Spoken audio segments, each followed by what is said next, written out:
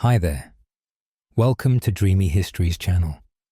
Tonight, we're going to discover why your modern brain would absolutely malfunction in the medieval world. Picture yourself right now, cozy in bed with your phone, maybe some ambient lighting, temperature controlled just right. Now imagine waking up tomorrow in a drafty medieval cottage where the rooster isn't your only alarm clock, and everyone around you genuinely believes that sneezing with your mouth open lets demons crawl inside your soul. Yeah, you're probably not going to make it through breakfast without accidentally committing heresy. So before you get comfortable, take a moment to like the video and subscribe, but only if you genuinely enjoy what I do here. And hey, drop a comment with where you're listening from and what time it is. I love seeing this community span the globe, from midnight in Tokyo to afternoon naps in London. Now, let's drift back in time. The first thing that hits you isn't the smell, though trust me, we'll get to that. It's the bells, church bells, clanging with the fury of 1,000 hammers against your skull, because it's not even dawn yet and apparently God needs everyone awake at 4:30 in the morning. You stumble from your straw mattress, which is definitely moving because it's full of bugs, and immediately stub your toe on the chamber pot.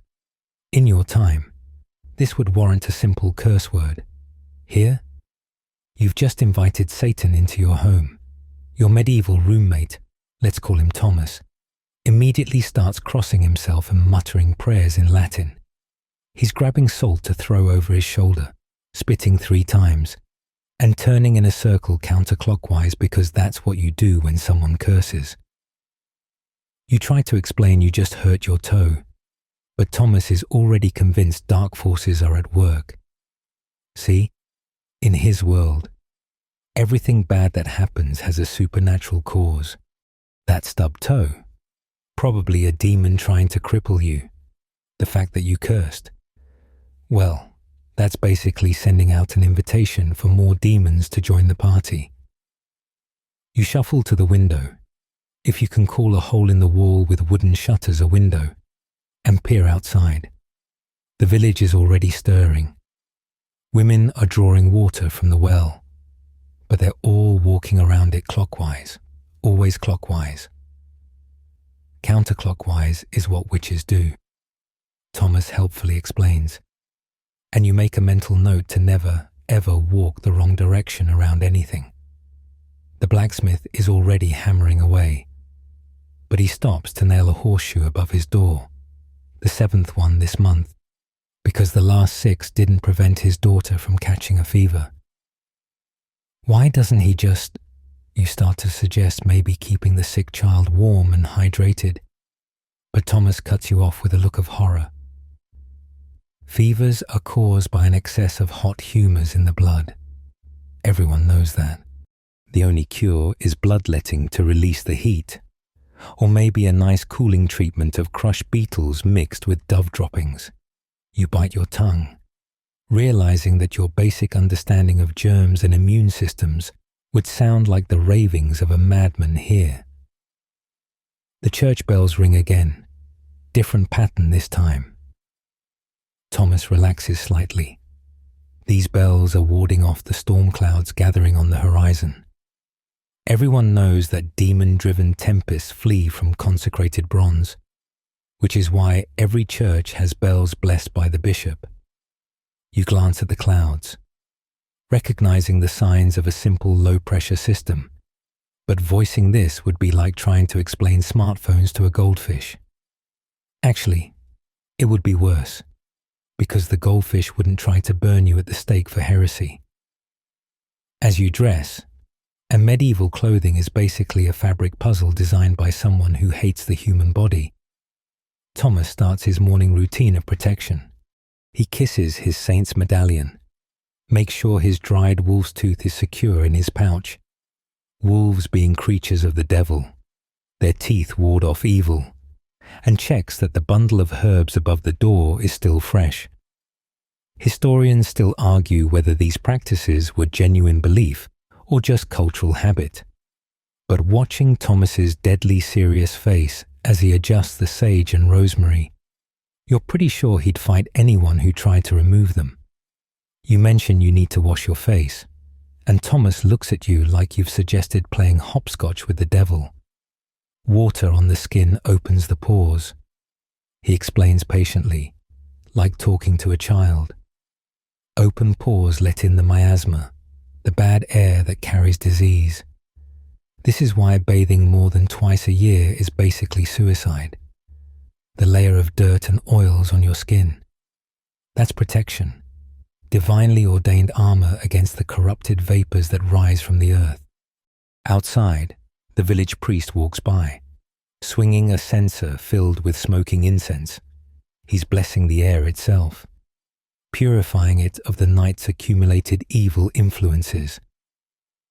A woman hurries her children inside as he passes, not from fear of the priest, but because his blessing might accidentally trap any beneficial spirits her family has attracted. It's a delicate balance, this medieval spiritual ecosystem.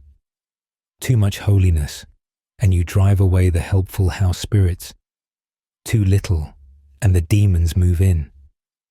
You're starting to realize this isn't just about quaint superstitions or charming folklore. This is an entire operating system for reality, and your modern brain is running incompatible software. When someone sneezes, everyone immediately shouts, "God bless you," not out of politeness, but from genuine terror that the soul might escape the body in that vulnerable moment. When you yawn without covering your mouth, you get actual gasps of horror.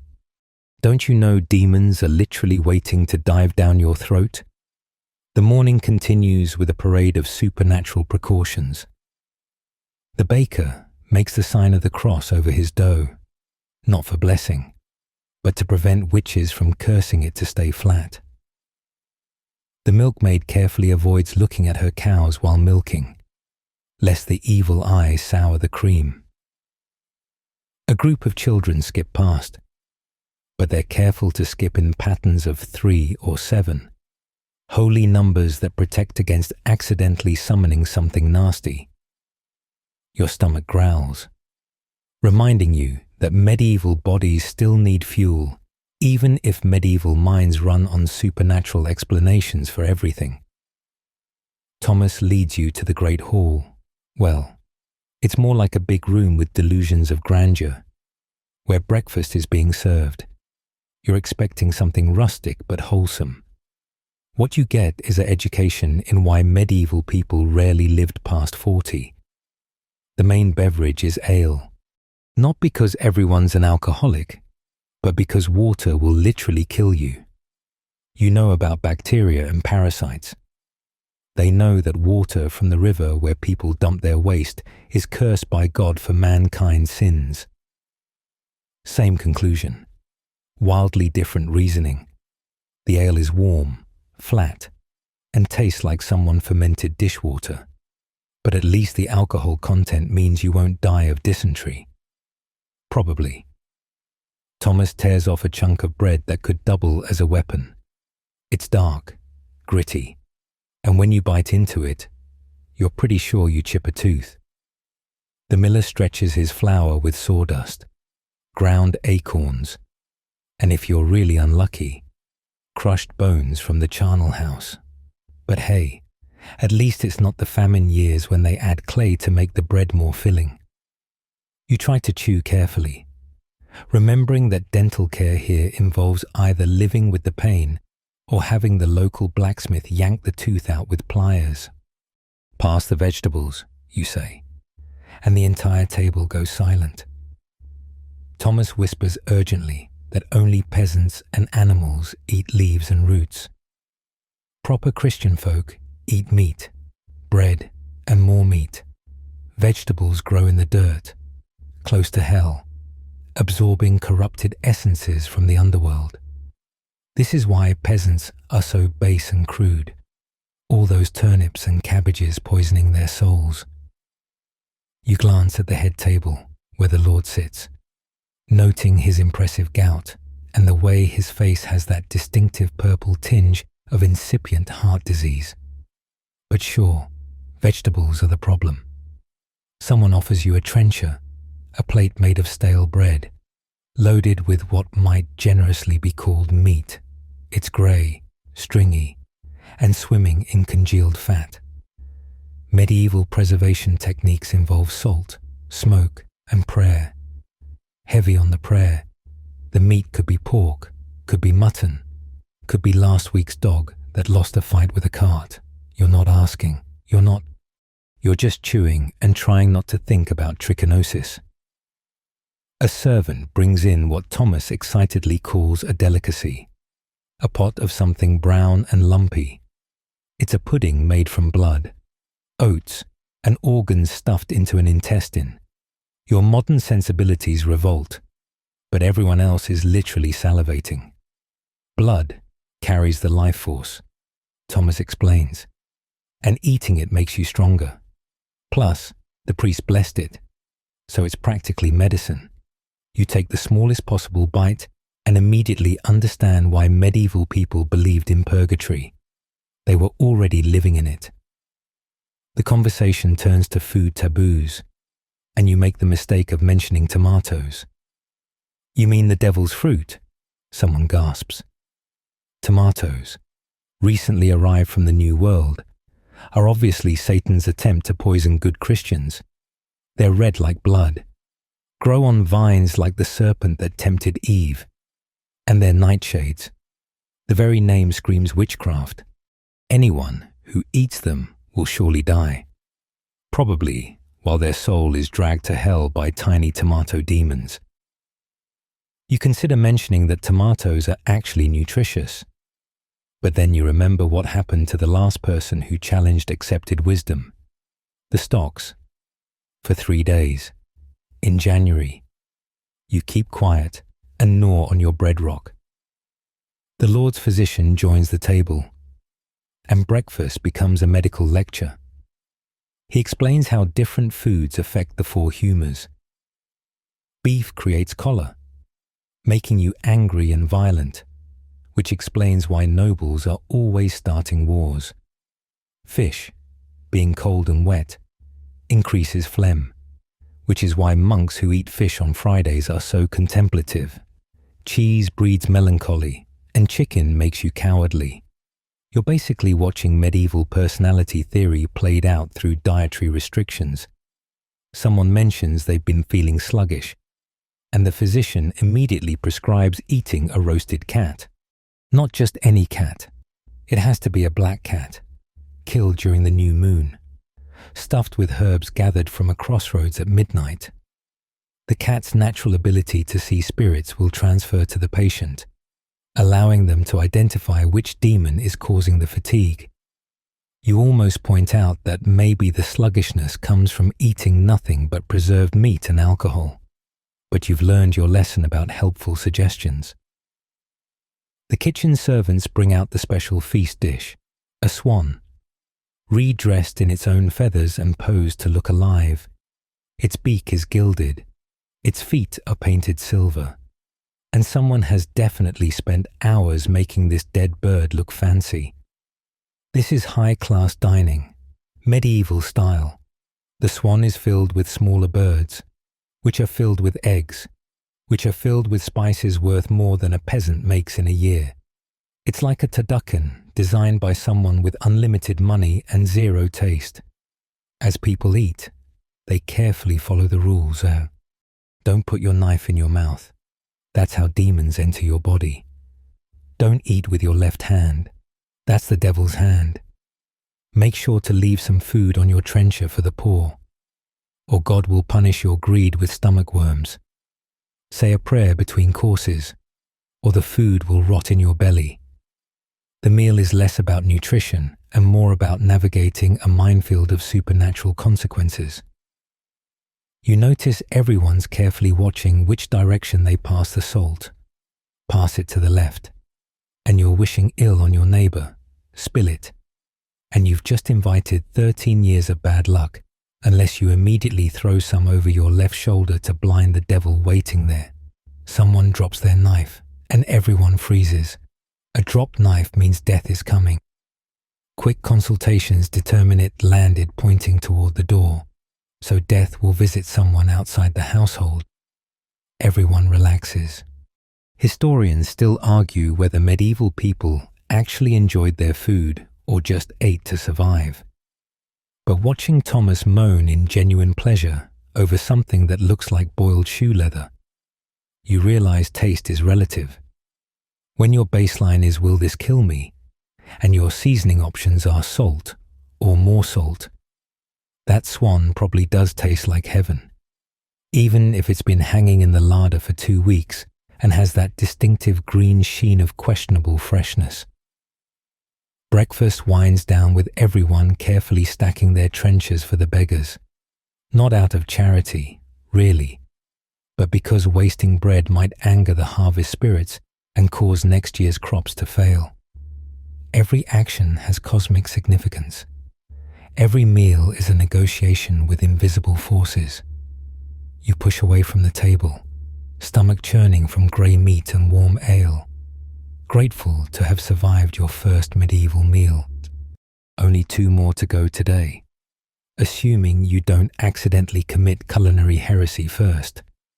The screaming starts just as you're trying to digest breakfast. It's not the normal background screaming of medieval life. Children being disciplined, animals being slaughtered, someone realizing they've been cursed.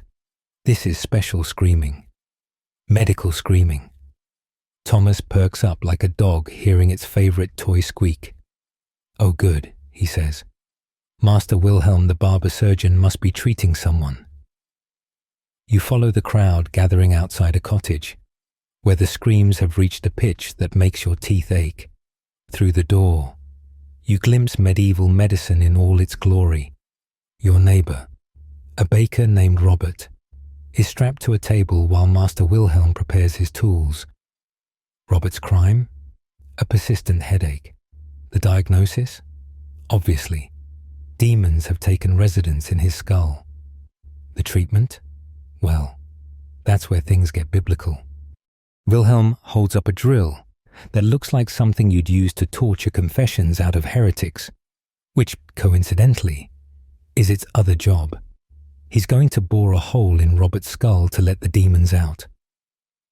Trepanation, he calls it, blessed by Saint Fiacre himself.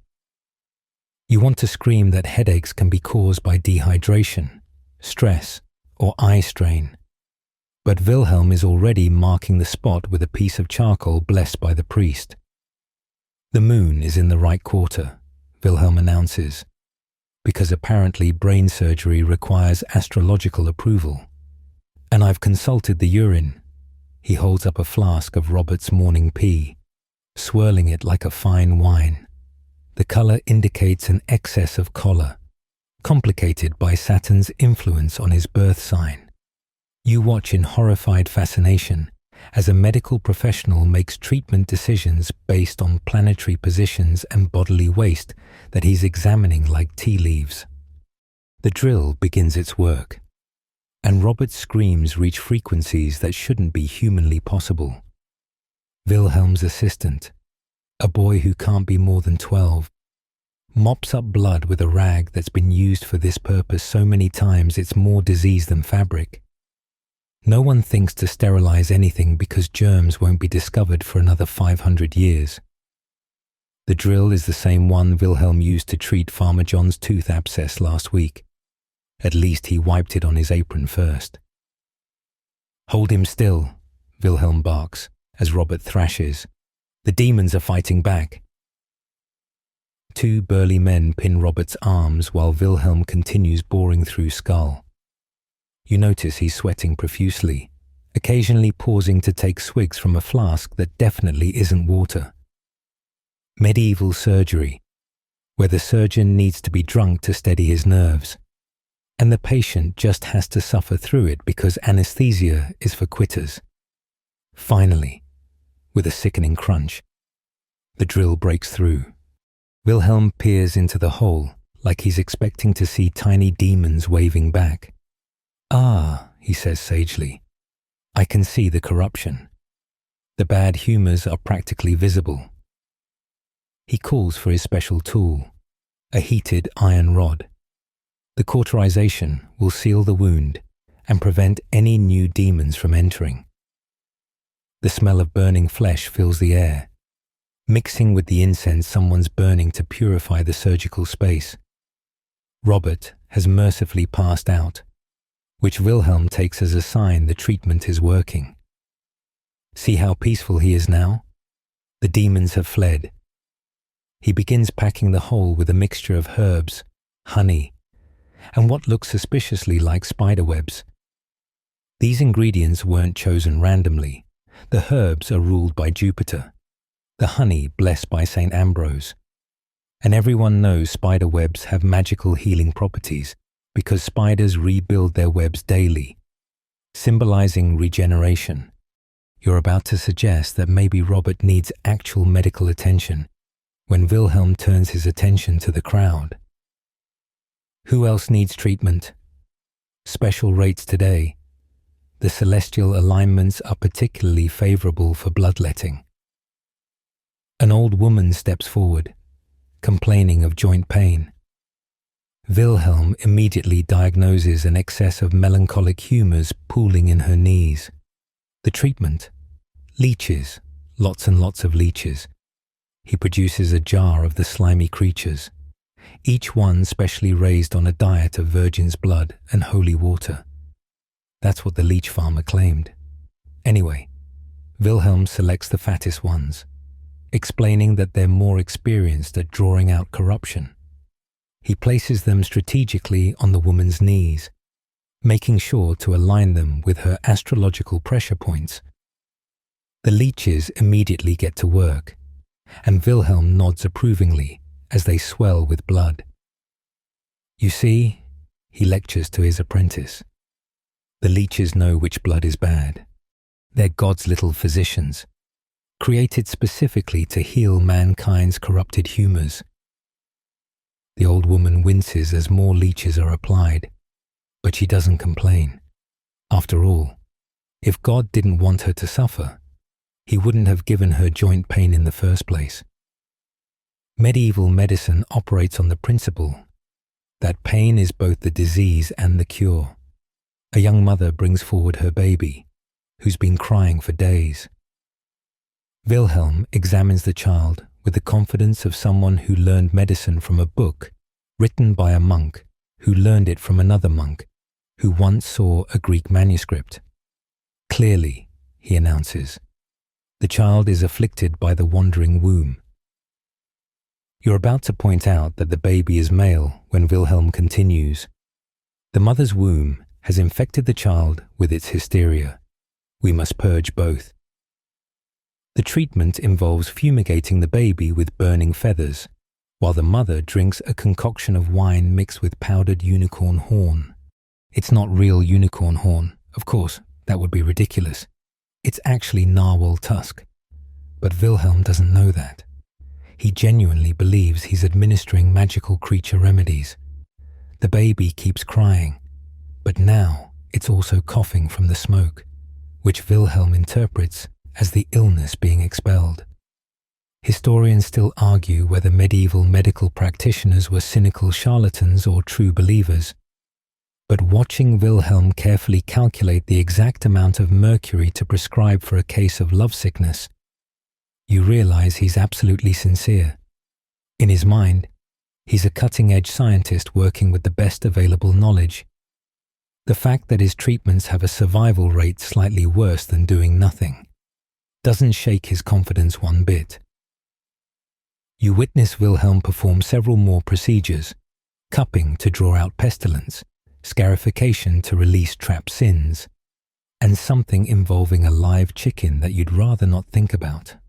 Each treatment is accompanied by prayers, astrological consultations, and careful examination of various bodily fluids.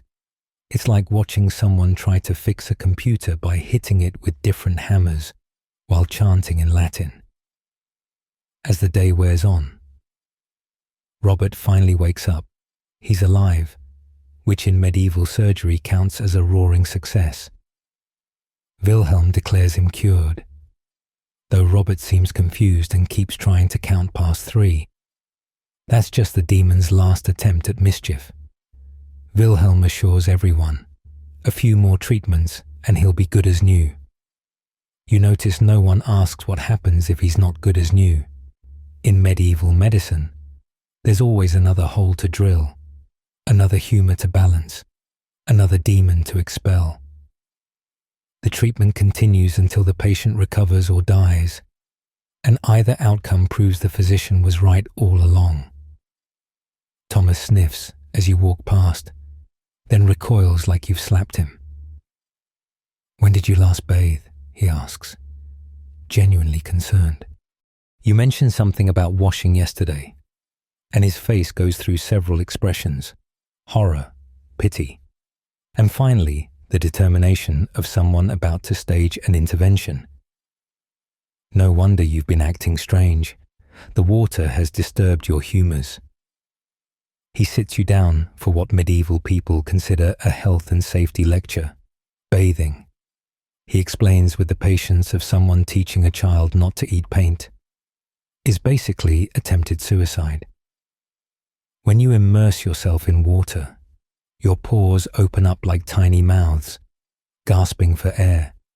And what rushes in? Miasma, pestilence, the very corruption that rises from the earth where the dead are buried. Every bath is an invitation for disease to waltz right into your body and set up shop. "But surely," you venture, "being clean is healthy." Thomas laughs, but it's the laugh of someone who's just heard you suggest the earth might be round. Clean? What does clean have to do with health?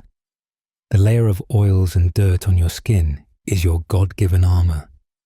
It's been accumulating since your last annual bath, forming a protective crust that keeps out the bad air. Washing it off would be like a knight removing his armor in the middle of battle. The bathhouse down the street, one of the few remaining in town, is basically considered a brothel with water features. Only prostitutes, foreigners, and the very desperate go there. The church has been trying to shut it down for years, not just for moral reasons but for public health. Everyone knows bathhouses are where the plague spreads fastest. All those open pores in warm, moist air. It's like creating a demon summoning circle with extra steps. You make the mistake of mentioning that you'd like to at least wash your hands before eating. The look Thomas gives you suggests you've just proposed licking a leper. Hands, the things you use to make the sign of the cross. The instruments God gave you to do holy work. You want to strip away their divine protection? He's genuinely upset now, wondering if you might be possessed. Normal people don't have these kinds of urges. The village priest happens to walk by during this conversation and overhears. Father Benedict is what happens when religious authority meets medical ignorance and they have a baby raised on superstition. He immediately launches into a sermon about the sinfulness of bathing. Did not St. Jerome say that a clean body means an unclean soul? Did not St. Agnes prove her holiness by never washing? The accumulated dirt of a lifetime is like a hair shirt. It mortifies the flesh and proves your dedication to spiritual matters over worldly vanity. Besides, Father Benedict adds, warming to his theme, bathing leads to nakedness, and nakedness leads to sin. The bathhouses of Rome were dens of iniquity, where Christians were corrupted by pagan lustfulness. You want to point out that the Romans also built aqueducts and had a functioning civilization, but you've learned that historical accuracy is less important than not being labeled a heretic. The discussion attracts a crowd, and soon everyone's sharing their bathing horror stories. There's the merchant who bathed monthly and died of flux, obviously related, the young bride who washed before her wedding and then proved barren. Clearly, the water had washed away her fertility. The blacksmith's apprentice who fell ill after swimming in the river, what did he expect? Submerging himself in Satan's own element. Old Martha, the village wise woman, croaks her own wisdom from her toothless mouth. She hasn't bathed in 40 years, and look at her, still alive at the ancient age of 53. Her secret? A protective layer of grease so thick you could scrape it off with a knife. She demonstrates by running a fingernail down her arm, producing a curl of grey matter that makes your stomach turn. This, she declares proudly, is what keeps the plague away. You ask about the smell, and everyone looks confused. What smell? This is just how humans smell. The mix of sweat, dirt, grease, and various bodily functions that creates an aura you could practically see. That's normal, natural, the way God intended. If mankind was meant to smell like flowers, He would have made us flowers. The fact that we smell like a barnyard that's been sealed for a month, that's just proof we're fallen creatures unworthy of grace. Someone mentions that the Saracens bathe regularly, which just proves the point. Those heathens are always washing, and look how God punishes them with their wrong religion and inferior morals. Clearly, bathing is part of their devil worship, probably required by their false prophet. A good Christian stays dirty and offers up the discomfort as penance for their sins. The local barber surgeon Wilhelm joins the discussion, adding medical weight to the religious arguments. From a humoral perspective, he explains, water is cold and wet, which increases phlegmatic conditions. This is why people who bathe frequently are sluggish, stupid, and prone to coughs. The body needs its natural oils to maintain the proper balance of hot and dry energies. Washing disrupts this delicate equilibrium, leading to everything from consumption to madness. You notice that everyone keeps scratching. Fleas are just part of life, like taxes and dying before 40. The little biters are actually considered beneficial. They suck out the bad blood, preventing it from accumulating and causing illness. Some people even keep special flea traps in their clothes, little perforated boxes filled with honey or blood to attract the insects away from sensitive areas. It's pest control, medieval style. The conversation turns to hair care, which is somehow even worse. Hair washing is particularly dangerous because the head is where the soul resides. Getting it wet could literally wash your soul out through your ears. This is why women keep their hair covered, not just for modesty, but for spiritual protection. Men might oil their hair with rancid fat to keep it manageable, but actual washing, that's asking for immediate possession by whatever demons happen to be floating by. Historians still argue whether medieval people were nose-blind to their own stench or just resigned to it. But watching Thomas cheerfully explain that his particularly pungent aroma is proof of his robust health, you realize it's neither. They genuinely believe this is how humans are supposed to smell. The rare noble who douses themselves in perfume isn't trying to smell good. They're creating another layer of protection against the corrupted air. As the crowd disperses, Thomas puts a concerned hand on your shoulder. The gesture releases a fresh wave of smell that makes your eyes water. "Promise me," he says earnestly, "no more of this bathing nonsense. I'd hate to see you die of something so preventable." You nod, realizing that in this world, basic hygiene isn't just discouraged, it's actively considered a death wish. Your modern understanding of germs and sanitation is worse than useless here. It's dangerous knowledge that could get you killed by concerned citizens trying to save you from your own cleanliness. The accusation comes out of nowhere. Like most medieval justice, you're walking through the market, minding your own business and trying not to breathe through your nose, when suddenly Goodman Fletcher points a trembling finger at you. "Thief," he shouts.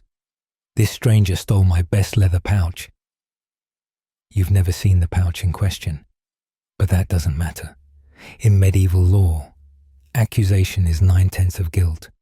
The crowd that forms is eerily efficient, like they've done this before, which they have, weekly, sometimes daily during boring seasons. Thomas tries to defend you, explaining that you were with him all morning, but Fletcher has something more powerful than an alibi. He has righteous certainty and a loud voice. "I saw them lurking near my stall," he insists, "though you haven't been near the leather goods all day. They have the look of a thief." Before you can process what's happening, you're being dragged to the manor house where Lord William holds court. The Lord sits on his carved chair like a toad on a particularly fancy lily pad, picking his teeth with a small knife. He listens to Fletcher's accusation with the bored air of someone who'd rather be hunting. Evidence? Who needs evidence? This is the age of trial by ordeal, where God himself will reveal the truth through creative applications of pain. The accused may choose their ordeal, Lord William announces magnanimously. Your options are laid out like a menu of horrors. First, there's trial by hot iron. You carry a red-hot bar of metal 9 paces. If your burns heal cleanly within 3 days, you're innocent. If they fester, you're guilty and also gangrenous. Second option, trial by boiling water. Plunge your arm into a cauldron and retrieve a stone from the bottom. Same healing rules apply. Third, trial by cold water. They tie you up and throw you in the river. Float? You're guilty because the pure water rejected your sin. Sink? You're innocent but also drowning. Can't we just look for the pouch? You suggest desperately. The court laughs. Look for evidence. What are you, some kind of Saracen lawyer? This is Christendom, where God sorts out the guilty from the innocent through divine intervention. Why would the Almighty need help from mere mortal investigation? If you're innocent, He'll protect you from the ordeal. If you're guilty, He'll ensure justice is done. The system is perfect in its brutal simplicity. Thomas whispers urgently in your ear, "Choose the hot iron. I know the priest who'll bless it. He owes me a favor. He might let it cool a bit longer than usual." This is medieval justice, corrupt, arbitrary, and operating on the principle that God is personally interested in every petty squabble. You're about to agree when Fletcher plays his trump card. "I demand trial by combat." Oh good. Now you have to fight someone to prove you didn't steal a pouch you've never seen. Fletcher nominates his cousin, a blacksmith built like a brick shithouse with fists the size of hams. Medieval trial by combat operates on the theory that God grants victory to the righteous. It's basically asking the Almighty to referee a bar fight. You look at your opponent, who's already cracking his knuckles and grinning, and realize God apparently loves people who hit really hard. The rules are explained while you try not to hyperventilate. You'll fight until one of you yields, dies, or the sun sets. Weapons are allowed. Technically, you could choose swords. But since you've never held one and your opponent looks like he was born clutching a blade, you opt for staffs, less immediately lethal, though getting your skull cracked open with a big stick isn't exactly safe either. The village gathers in the square, bringing snacks and children. This is entertainment, medieval style. Bets are placed, mostly on how quickly you'll die. The priest blesses both combatants, though you notice he lingers longer over the blacksmith. "May God's will be done," he intones, which sounds less like a blessing and more like a premature eulogy. Your opponent tests his staff by snapping a smaller stick in half with it. You test yours by trying not to drop it, The fight begins with all the grace of a cow falling downstairs. Your opponent swings his staff like he's trying to demolish a building. You dodge, barely, and attempt something you vaguely remember from a movie. It doesn't work. His staff catches you in the ribs, and suddenly breathing becomes an exciting challenge. The crowd cheers. Justice is being served. One bruise at a time. You manage to land a lucky hit on his knee, and he staggers. The crowd goes quiet. This isn't following the script. You're supposed to be unconscious by now, not still standing and definitely not fighting back. Your opponent's face darkens. He was expecting easy victory sanctioned by God. Instead, he's got an actual fight, which means either God is confused or, worse, you might actually be innocent. The battle continues, getting progressively uglier. Medieval combat isn't about honor or technique. It's about hitting the other person until they stop moving. Your opponent grabs a handful of dirt and throws it in your eyes. Legal move. God wouldn't let him do it if it was wrong. You respond by kicking him in the groin, which makes every man in the audience wince sympathetically. Also legal. God's apparently fine with testicular trauma. As the fight drags on, something interesting happens. The crowd starts to murmur. Surely if you were guilty, God would have ended this by now. The fact that you're still conscious, if not exactly winning, suggests divine protection, or at least divine indifference. Your opponent hears the whispers and fights harder, desperate to prove God's on his side. His swings become wild, unfocused. He's not fighting you anymore. He's fighting the creeping doubt that maybe, just maybe, he's beating up an innocent person. Finally, as the sun touches the horizon, your opponent makes a mistake. He overswings, loses his balance, and you manage to crack your staff across his shoulders. He goes down hard and doesn't get up. The crowd is silent. This wasn't supposed to happen. Fletcher looks like he swallowed a live eel. According to the rules of trial by combat, God has spoken. You're innocent. But here's the thing about medieval justice. It's flexible when it needs to be. Lord William strokes his beard thoughtfully. The combat was inconclusive, he declares. God requires further proof. What? You just won. But apparently winning doesn't mean winning unless the right person wins.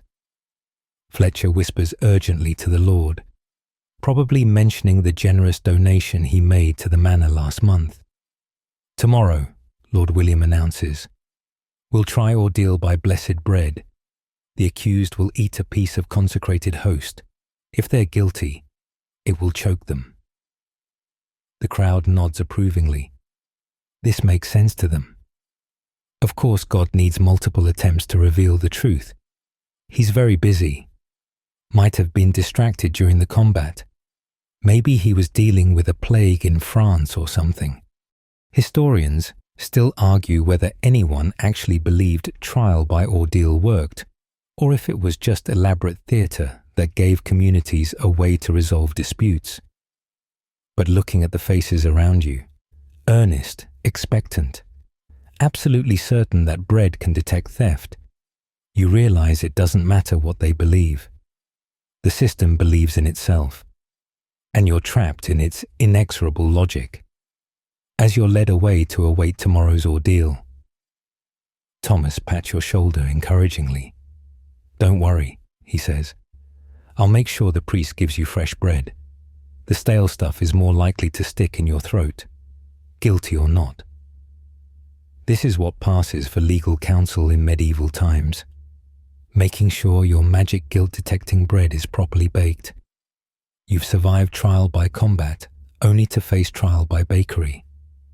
Tomorrow, your innocence will be determined by your ability to swallow without choking, while an entire village watches expectantly.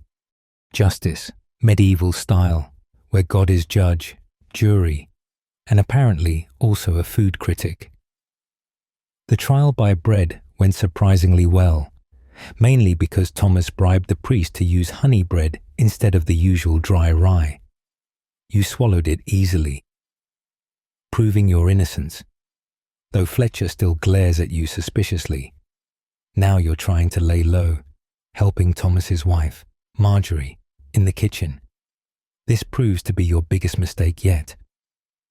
Add more salt to preserve the meat, you suggest innocently, and Marjorie nods. Then you make the fatal error. You know, salt draws out moisture, which prevents the tiny creatures that cause rot from growing. The wooden spoon falls from Marjorie's hand. Tiny creatures, invisible beings that cause disease. Her face goes white as fresh cheese. "What manner of sight do you possess?" she whispers, backing away slowly. "How can you see demons so small they're invisible?" You try to explain it's not about seeing, it's about understanding. But you're just digging your grave deeper. In Marjorie's world, claiming knowledge of invisible forces is basically announcing you have a direct line to Satan's switchboard. You attempt damage control. I just mean that salt is blessed by God to preserve food. But it's too late. Marjorie's mind is racing down dark paths. If you know about invisible creatures, what else do you know? Can you command them? Send them into her food? Is that why the bread rose so well last week? Were you directing tiny demon servants to puff it up? The situation deteriorates when you absent-mindedly mention that boiling water for longer makes it safer to drink. It kills the... You catch yourself. But Marjorie finishes the sentence. "Spirits. You're killing water spirits." Now she's convinced you're not just aware of supernatural forces. You're actively murdering them. "Water spirits are God's creatures too," she insists. "What kind of monster goes around boiling innocent spirits to death?" Word spreads faster than plague in August. By evening, half the village knows you can see invisible demons and command them. The other half thinks you're killing helpful spirits. Neither perspective paints you in a flattering light.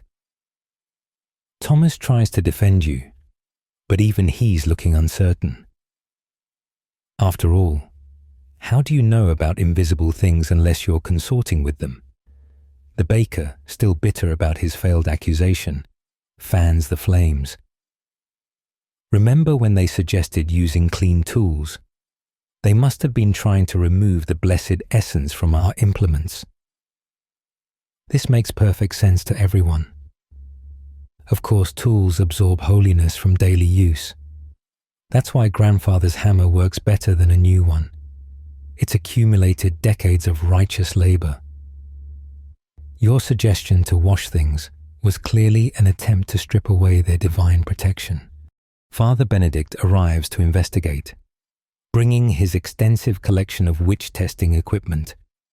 There's the holy water, obviously, the blessed needles to find devil's marks, the special mirror that reveals a witch's true form, and his pride and joy, a book of scripture that supposedly burns the hands of any servant of Satan who touches it. You're starting to understand why medieval people preferred ignorance. Knowledge is actively dangerous when everyone assumes it comes from infernal sources.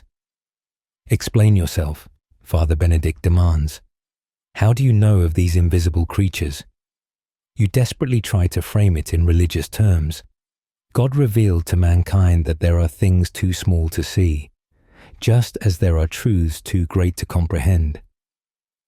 It's not a bad attempt, but Father Benedict isn't buying it. God reveals truths through the church, not through random strangers who suggest revolutionary food preparation methods. The interrogation intensifies. When did you first start seeing invisible things? Have you made any pacts? Do you hear voices telling you about these creatures? You realize with mounting horror that every attempt to explain makes things worse. Talking about observation and reasoning sounds like divination. Mentioning that disease spreads from person to person sounds like you're describing curse transmission. Your scientific worldview translates perfectly into their magical one.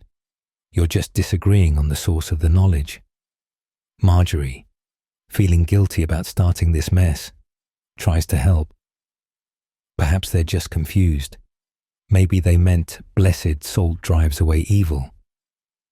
But you've already let too much slip. When someone asks how bread rises, you start explaining yeast before realizing that describing tiny organisms that eat sugar and produce gas sounds exactly like describing demons that possess food. The crowd gasps.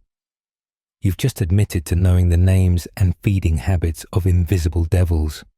The village wise woman, old Martha, shuffles forward with her own test. She produces a pot of water with an egg floating in it. If you're a witch, the egg will sink when you look at it. It's brilliant in its stupidity. The egg is barely floating anyway, and any vibration will make it sink. You try not to breathe. The egg wobbles. Everyone leans in. It dips below the surface for a second, then bobs back up. The crowd can't decide if this proves guilt or innocence. Martha declares the spirits are confused, which helps nobody. Things reach peak medieval when someone suggests you might be an alchemist. Alchemy occupies a weird space in medieval thinking. It's almost heretical, but not quite. Probably demonic, but possibly divine. Definitely suspicious, but occasionally useful. Alchemists claim to understand hidden properties of matter, which sounds exactly like what you've been doing. The fact that you know salt preserves meat through invisible processes marks you as someone who's been reading forbidden texts. I've never studied alchemy. You protest, which is true, but unhelpful. Wilhelm the barber surgeon chimes in that you were suspiciously calm during his trepanation yesterday, suggesting medical knowledge beyond the normal. Someone else mentions you knew the moon's effect on tides. Clear evidence of trafficking with lunar spirits. Every piece of mundane knowledge you've accidentally revealed is being recontextualized as supernatural power. The trial takes an unexpected turn when Lord William arrives. He's more pragmatic than the others, less concerned with your possible witchcraft and more interested in whether you can use it to his advantage. These invisible creatures, he says thoughtfully, can you command them to spoil my enemy's grain stores? You try to explain that's not how bacteria work, then realize you just used a word that doesn't exist yet. More gasps. You're naming your demon servants now. The crowd is growing restless. Some want you burned immediately. Others think you should be tested more thoroughly first. A few entrepreneurial villagers are wondering if you'll sell them protection charms against the invisible creatures. Father Benedict is reading frantically through his texts, trying to find references to microscopic demons. Everyone agrees on one thing. You clearly possess knowledge no normal person should have.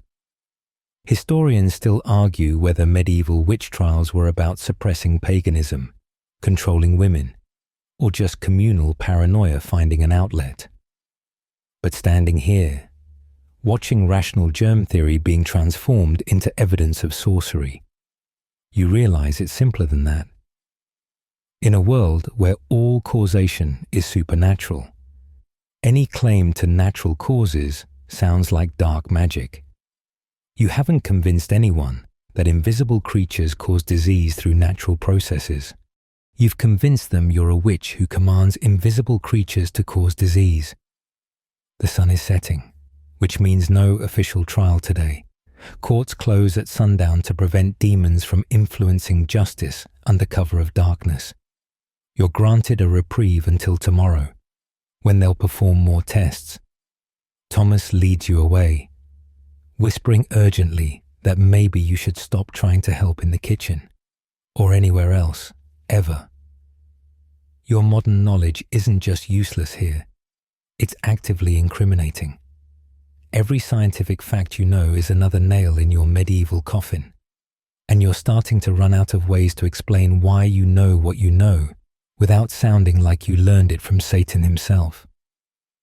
Morning finds you studying a map with Thomas, trying to plan an escape route to a more rational town. This proves to be a fundamental error in judgment. Medieval maps aren't navigation tools. They're theological statements with geographical decorations. The map Thomas proudly unrolls looks like it was drawn by someone who'd heard descriptions of places third hand while severely drunk. Jerusalem sits at the center, because obviously the holy city is the world's navel. Everything else radiates outward in increasing degrees of wrongness. East is at the top, because that's where paradise is located. Yes, the actual Garden of Eden, which according to this map is just past India if you turn left at the kingdom of Prester John. You suggest that paradise might be metaphorical, and Thomas looks at you like you've suggested the Pope might be Protestant. Look, Thomas points excitedly. Here's where we are. You squint at a blob marked Anglia, that's approximately the same size as paradise and shaped like a kidney with ambitions. London is marked with a tiny castle that's somehow larger than all of France. The distances between places bear no relationship to reality. According to this map, you could walk to Constantinople in about the same time it takes to reach the next village. Either medieval people had very different legs, or the cartographer was having a laugh. The margins are where things get properly insane. Here be dragons isn't just a cute phrase. It's a legitimate warning. The map is decorated with helpful illustrations of various monsters you might encounter. There's the Blemier, humans with faces in their chests, who apparently control most of Africa. Dog-headed men called cynocephali run India. Norway is mostly trolls. The edge of the world is guarded by giants who eat ships, which explains why nobody sails west. Every unexplored region is filled with theological nightmares instead of bland admissions of ignorance. How do you actually navigate with this, you ask? Thomas looks puzzled. Navigate? You don't use maps to navigate. You follow roads, ask locals, or hire guides who know the way. Maps are for understanding your place in God's creation, not for finding your way to market. The idea that you could use this document to actually go somewhere is like using a prayer book as a cookbook. Technically, both involve instructions, but you're missing the point. You notice the seas are filled with helpful warnings. Mare Tenebrosum, the Dark Sea, is full of whirlpools that lead directly to hell.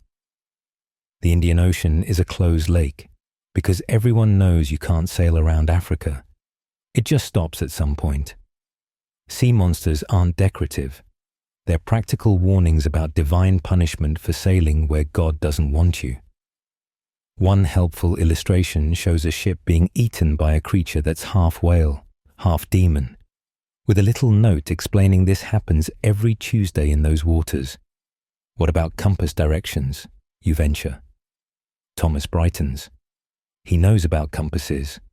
They're magical devices that point toward Jerusalem because the holy city draws all righteous metal toward it. You try to explain magnetic north, but Thomas is already explaining how you can tell direction by which way churches face, east toward paradise, and how moss grows on the north side of trees because the devil flees southward from God's coldest winds. Both methods are about as accurate as the map. Lord William's navigator joins your discussion, and things get worse. He's actually travelled to London twice and once to Paris, making him practically Marco Polo by local standards. He confirms that yes, he's personally seen the edge of the world. It's about 3 days past Scotland, where the ocean just pours off into the void. You can hear it roaring. The locals throw witches off the edge, which is why Scottish weather is so bad. all those angry witch spirits stirring up storms. You make the mistake of mentioning you know the world is round. Dead silence. Even Thomas, who's defended you through accusations of witchcraft, looks shocked. The navigator crosses himself. Round, like a ball. You nod, already regretting everything. Then how, he asks with impeccable medieval logic, do the people on the bottom not fall off? You start to explain gravity, realize that's another can of worms, and falter. The Antipodes heresy, Father Benedict pronounces, having appeared like theological Beetlejuice at the first sign of wrong-think. Saint Augustine himself declared it impossible. If the world were round, the people on the other side couldn't be descended from Adam. Did Noah's Ark have submarines? Did Christ's salvation somehow drill through the earth? His logic is unassailable if you accept his premises, which everyone here does. The discussion attracts scholars from the monastery, who've come to settle this once and for all. Brother Francis has read every geographical text in their library, all three of them. He explains that the world is shaped like a wheel of cheese, flat on top with Jerusalem at the center, then curving down at the edges where the waters pour off. This explains tides, the ocean sloshing back and forth, rainbows, God's promise not to let all the water fall off at once, and why ships disappear over the horizon. They're going downhill. You try showing them how ships' sails appear before their hulls when approaching. Classic evidence for Earth's curvature. Brother Francis has an answer. It's clearly an optical illusion caused by sea demons trying to trick sailors into thinking the world is round, so they'll sail off the edge. Every piece of evidence you present is twisted into proof of supernatural interference. The curve of the horizon? That's where angels' wings brush the sky. Lunar eclipses? A dragon briefly swallowing the moon. The navigator pulls out his prized possession, a portolan chart, an actual functional map used by sailors. It's stunningly accurate for coastal navigation, with compass roses and distance measurements. Finally, something rational. Then he explains how it works. Each line is blessed by a different saint who protects that particular route. You follow the lines not because they show direction, but because they're paths of divine protection across the demon-infested seas. Accuracy isn't about mathematics. It's about how many priests bless the parchment. Someone brings up the famous travels of Sir John Mandeville, who wrote about his journeys to the East. According to his completely factual account, he met people with no heads, others with feet so large they used them as umbrellas, and tribes who lived entirely on the smell of apples. This is considered reliable geographical data. Your suggestion that maybe Sir John was either lying or mentally ill is met with horror. Why would someone write down things that weren't true? What would be the point? The debate rages on.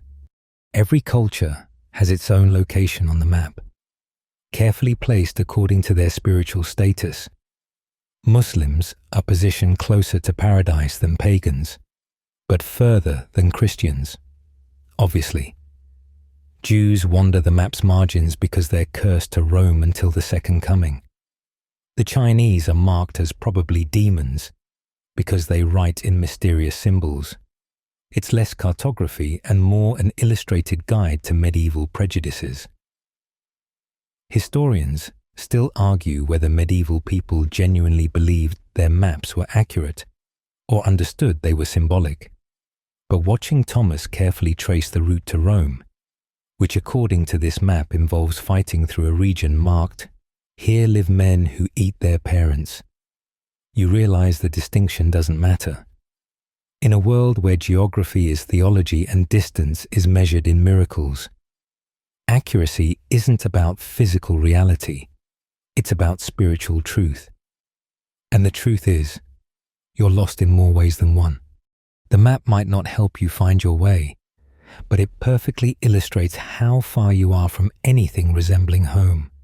The storm builds throughout the afternoon, and you watch with meteorological interest as cumulonimbus clouds tower into the darkening sky. You make the catastrophic mistake of mentioning that the pressure's dropping. Pressure? Thomas asks. What's pressing on what? You start to explain atmospheric pressure, then realize you're about to introduce concepts that won't exist for centuries. Too late. You've already said the magic words. The air has weight? Marjorie gasps. But air is nothing. How can nothing weigh something? You're trapped now, committed to explaining that the invisible stuff everyone breathes has mass and exerts force. This goes over about as well as your germ theory did. If air has weight, why don't we feel crushed? If it presses down on us, why can we move? Your answers about equal pressure and adaptation sound increasingly desperate even to yourself. The first lightning strike illuminates the village in stark relief, and immediately, everyone springs into practiced action, but not the way you'd expect. They're not securing shutters or bringing in livestock.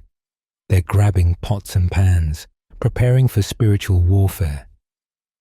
The church bells start ringing, not in alarm, but in defense. The bronze bells, blessed by the bishop, will drive away the demons riding the thunder. The fact that metal bells in high towers attract lightning doesn't occur to anyone. Why would God let his own blessed instruments be struck? Father Benedict organizes the defense. Women and children are to pray inside, preferably prostrate on the floor to show submission to God's wrath. Men are to stand ready, with noisemakers to scare off witches. Apparently, storms are caused by witches dancing naked in the woods, coupling with demons to create unholy winds. The louder the noise you make, the more you disrupt their satanic rhythm. You watch grown men banging kitchen implements with deadly seriousness, fighting the forces of evil with improvised percussion. "Where's the storm coming from?" someone shouts. Old Martha peers at the sky with her one good eye and declares, "Southwest, that's where the Thornley sisters live." A murmur runs through the crowd. The Thornley sisters are spinsters who keep cats and know about herbs.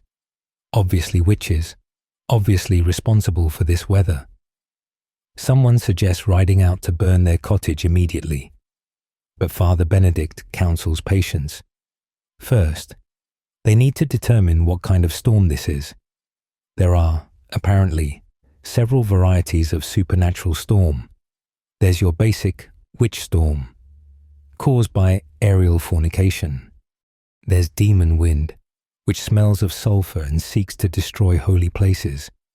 There's divine wrath, which only strikes sinners. And there's battle weather, caused by angels and demons fighting in the clouds. Each requires different countermeasures. You need to identify your storm before you can fight it properly. Lightning strikes the old oak near the church, splitting it in half. Witch storm, everyone agrees. God would never strike a tree so close to his house unless evil forces were directing the bolt. The response is immediate. Every piece of iron in the village is brought out and pointed skyward. Knives, tools, horseshoes, iron repels witches. So a forest of metal points will create a protective barrier. You want to scream about lightning rods and electrical conductivity, but you're pretty sure that would end with you being the next thing pointed at the sky. The rain starts, and it's not normal rain. According to the villagers, it's too warm, too heavy, falls at an unnatural angle. Clear signs of demonic interference. Someone claims they can see faces in the droplets. Another swears the rain is avoiding the churchyard. Proof that consecrated ground repels evil weather. You see normal precipitation patterns affected by wind and buildings, but your observations are unwelcome. When you mention low-pressure systems, everyone hears, "The demons are pressing down on us from above." Thunder rolls across the sky, and the real panic begins. Thunder is the sound of God's voice expressing displeasure, or possibly the devil's laughter, depending on who you ask. Either way, it's personal. The volume indicates the level of divine infernal emotion. That particularly loud crack. Someone in the village has clearly committed a spectacular sin. Eyes start darting suspiciously. Who's been harboring lustful thoughts? Who skipped confession? Who ate meat on Friday? The storm intensifies, and medieval meteorology reaches peak insanity. Brother Francis emerges from the monastery with his weather texts, which explain everything. Storms are caused by vapors rising from the earth's corruption, mixing with celestial influences, and being stirred by spiritual forces. The rainbow that might appear afterward, that's literally God's bow, which he hangs in the sky as a reminder not to flood the world again. The fact that you can create rainbows with a prism would blow their minds, then get you executed for counterfeiting God's covenant. "Look," someone shouts, "St. Elmo's fire." Blue flames dance along the church spire, and everyone drops to their knees. It's either a sign of divine protection or demonic possession of the church. A heated theological debate breaks out in the middle of the thunderstorm. Is the fire ascending, souls rising to heaven, or descending, demons trying to infiltrate? The color suggests holy origin, but the flickering implies instability. They're passing supernatural semiotics while standing in a field during an electrical storm. You try one more time to inject sanity. The blue fire is just ionized air caused by... The word plasma dies in your throat as everyone turns to stare. Ionized? You're describing the process of turning something into iron in the middle of a storm, while mysterious fire dances on the church. Clearly, you're the witch who's been summoning this weather. The mob that was defending against atmospheric demons pivots smoothly to defending against you. The accusation builds momentum. You knew the storm was coming, pressure dropping. You tried to confuse everyone with talk of invisible forces, air weight. You spoke in unknown words, ionized, plasma, atmosphere. Classic witch behavior. The fact that you're not naked or dancing seems like a minor detail. Maybe you're a new type of witch, one who summons storms fully clothed, using foreign words instead of traditional dancing. Wilhelm the barber surgeon adds medical authority to the accusations. Your humors are clearly unbalanced, probably from consorting with aerial demons.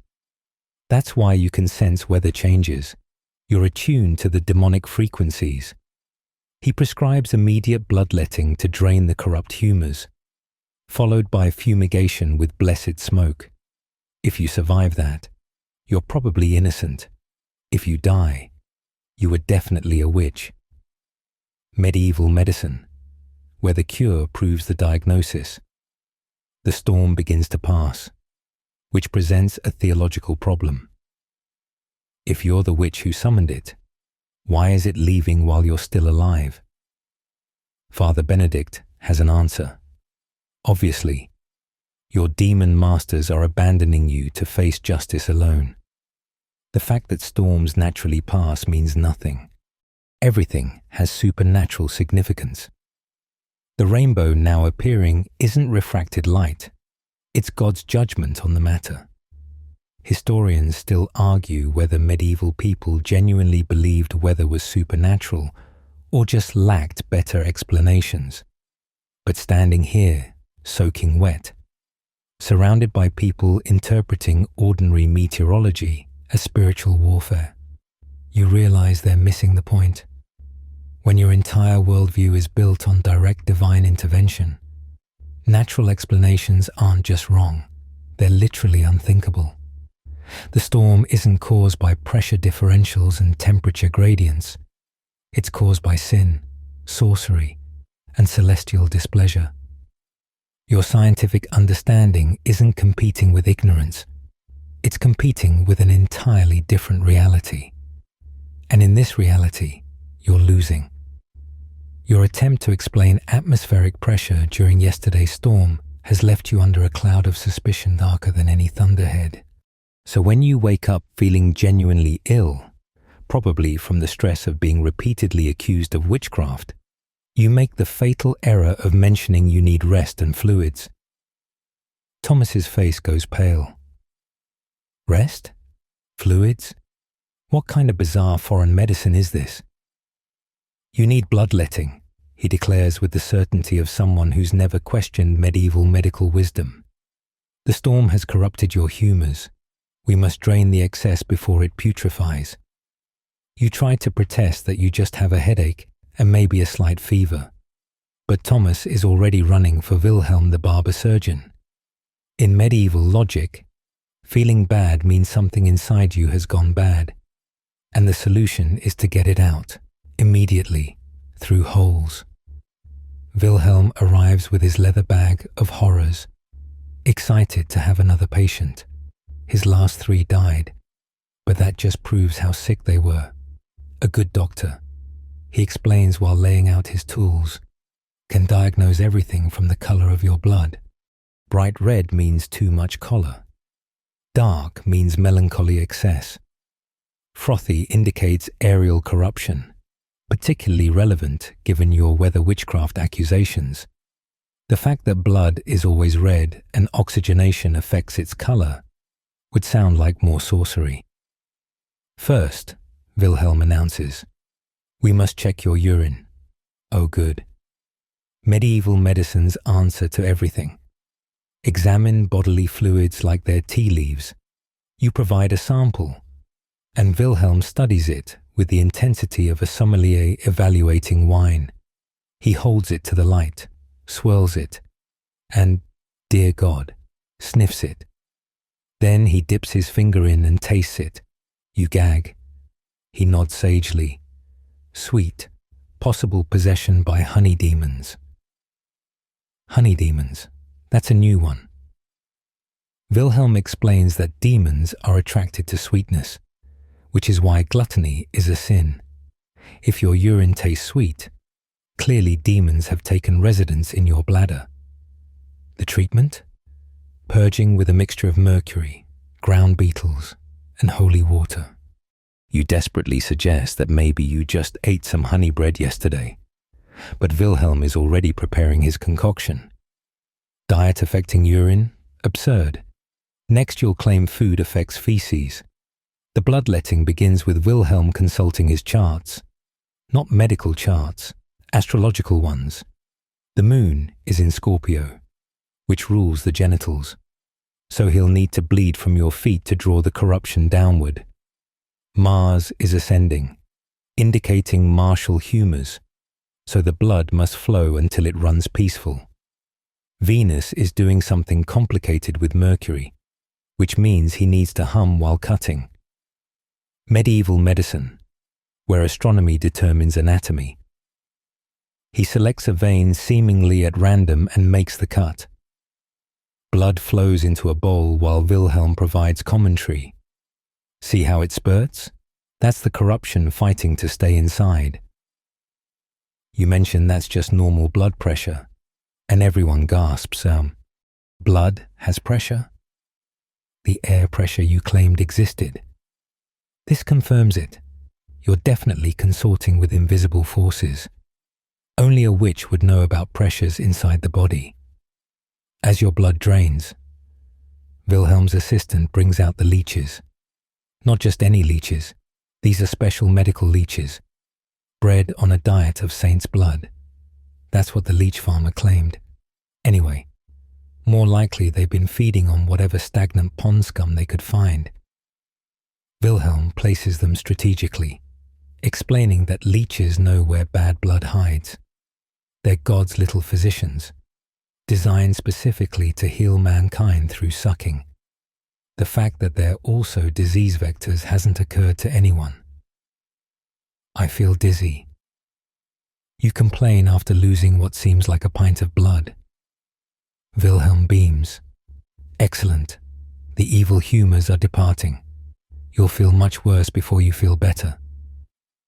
This is medieval medicine's core principle. Suffering means healing.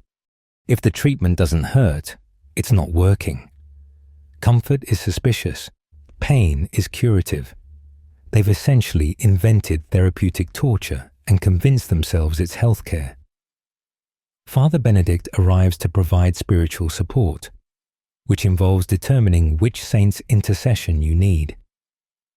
Your symptoms, headache, fever, general malaise, clearly indicate St.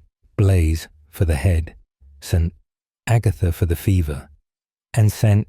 Dymphna for the obvious mental disturbance of claiming rest cures illness. He prescribes prayers to each, plus wearing a blessed medal containing genuine relic dust. The dust is probably ground chicken bones, but faith makes it medicinal. You make another tactical error by suggesting willow bark for the headache. You know it contains aspirin precursors. But to Wilhelm, you've just revealed more witch knowledge. How do you know which tree barks have healing properties? Did demons tell you? Have you been conducting unholy experiments on innocent trees? The fact that willow bark actually works just confirms the supernatural source of your information. Real medicine comes from bleeding and prayer, not plants. The treatment escalates. Since you're clearly suffering from demon-related illness, who else would reject bloodletting? Stronger measures are needed. Wilhelm produces his prized possession, a unicorn horn, guaranteed genuine by the merchant who sold it for the price of 3 cows. It's actually narwhal tusk. But Wilhelm doesn't know narwhals exist. He grinds a piece into powder and mixes it with wine. Unicorns being pure creatures, their horns neutralize all poisons and corruptions. The fact that you don't immediately feel better suggests deeper spiritual issues. Perhaps, Wilhelm muses, we need trepanation. You've seen his skull drilling technique and immediately claim you're feeling much better. But it's too late. Wilhelm is warming to his theme. The headache clearly indicates demons have taken residence in your skull. The only solution is to provide an exit hole.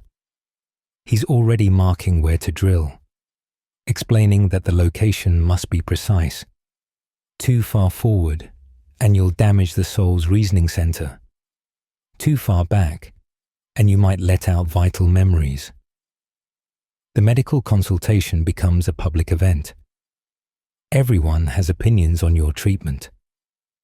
The baker suggests bread mold poultices, not because he knows about penicillin, but because blue-green colors repel evil. The blacksmith recommends sleeping with a horseshoe under your pillow. Old Martha hobbles over with her special cure-all. Toad secretions mixed with holy water and iron filings. Everyone's remedy comes with a theological explanation more complex than the actual disease. You try once more to explain that rest, fluids, and basic hygiene would solve most health problems. The response is swift and harsh. Rest allows diseases to establish strongholds. Fluids dilute the body's natural defenses. And hygiene, well, we've covered how dangerous cleanliness is. Your medical advice sounds like instructions for suicide.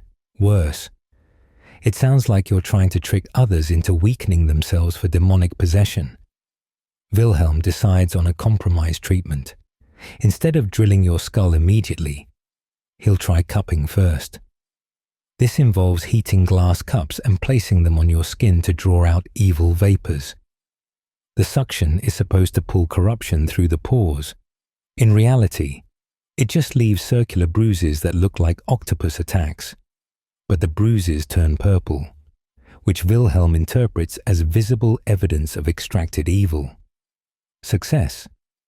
The day wears on with increasingly bizarre treatments. You're fumigated with burning feathers to drive out aerial spirits. Your feet are soaked in vinegar to prevent corruption from rising. You're fed a live spider wrapped in butter because spiders eat flies, and flies are demons' creatures. So spiders must be holy. Each treatment comes with elaborate theological justification and zero actual medical benefit. Finally, exhausted, bled, and covered in leech marks, you're pronounced improved simply because you've stopped protesting. This is medieval medicine's greatest success. Patients too weak to complain must be getting better. Wilhelm packs up his tools, satisfied with another successful treatment. You'll need daily bloodletting for a week, plus hourly prayers and regular applications of blessed pigeon droppings. If you die, it's God's will. If you live, it's thanks to medical intervention.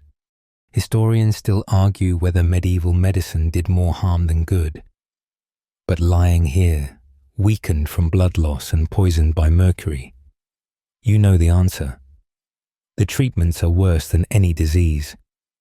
Your simple headache has become a complex medical crisis requiring spiritual intervention, astronomical calculation, and enough bloodletting to satisfy a vampire, but suggesting that maybe, just maybe, medieval medicine is killing more people than it saves. That's the kind of heretical thinking that requires immediate treatment, with more bloodletting. The morning starts peacefully enough. You're recovering from yesterday's bloodletting, sitting quietly in the square, when someone points at the sky and screams, "The sun is disappearing." A black disk steadily devours the light, and medieval Europe collectively loses its mind. You know it's just the moon passing between Earth and sun. They know it's the apocalypse, arriving ahead of schedule. The dragon, old Martha shrieks, the great dragon is eating the sun. This isn't metaphorical for her. There's literally an enormous cosmic dragon up there, jaws unhinging to swallow God's own light. Others have different theories.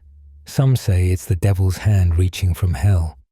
Others insist witches have finally figured out how to extinguish heaven's candle. Father Benedict falls to his knees, convinced this is the second coming, starting with celestial pyrotechnics. You try to calm people by explaining it's just an eclipse. The moon is blocking. The moon? Thomas interrupts, horrified. The moon has turned against us. Now you've made it worse. Instead of one dragon, they're imagining lunar rebellion.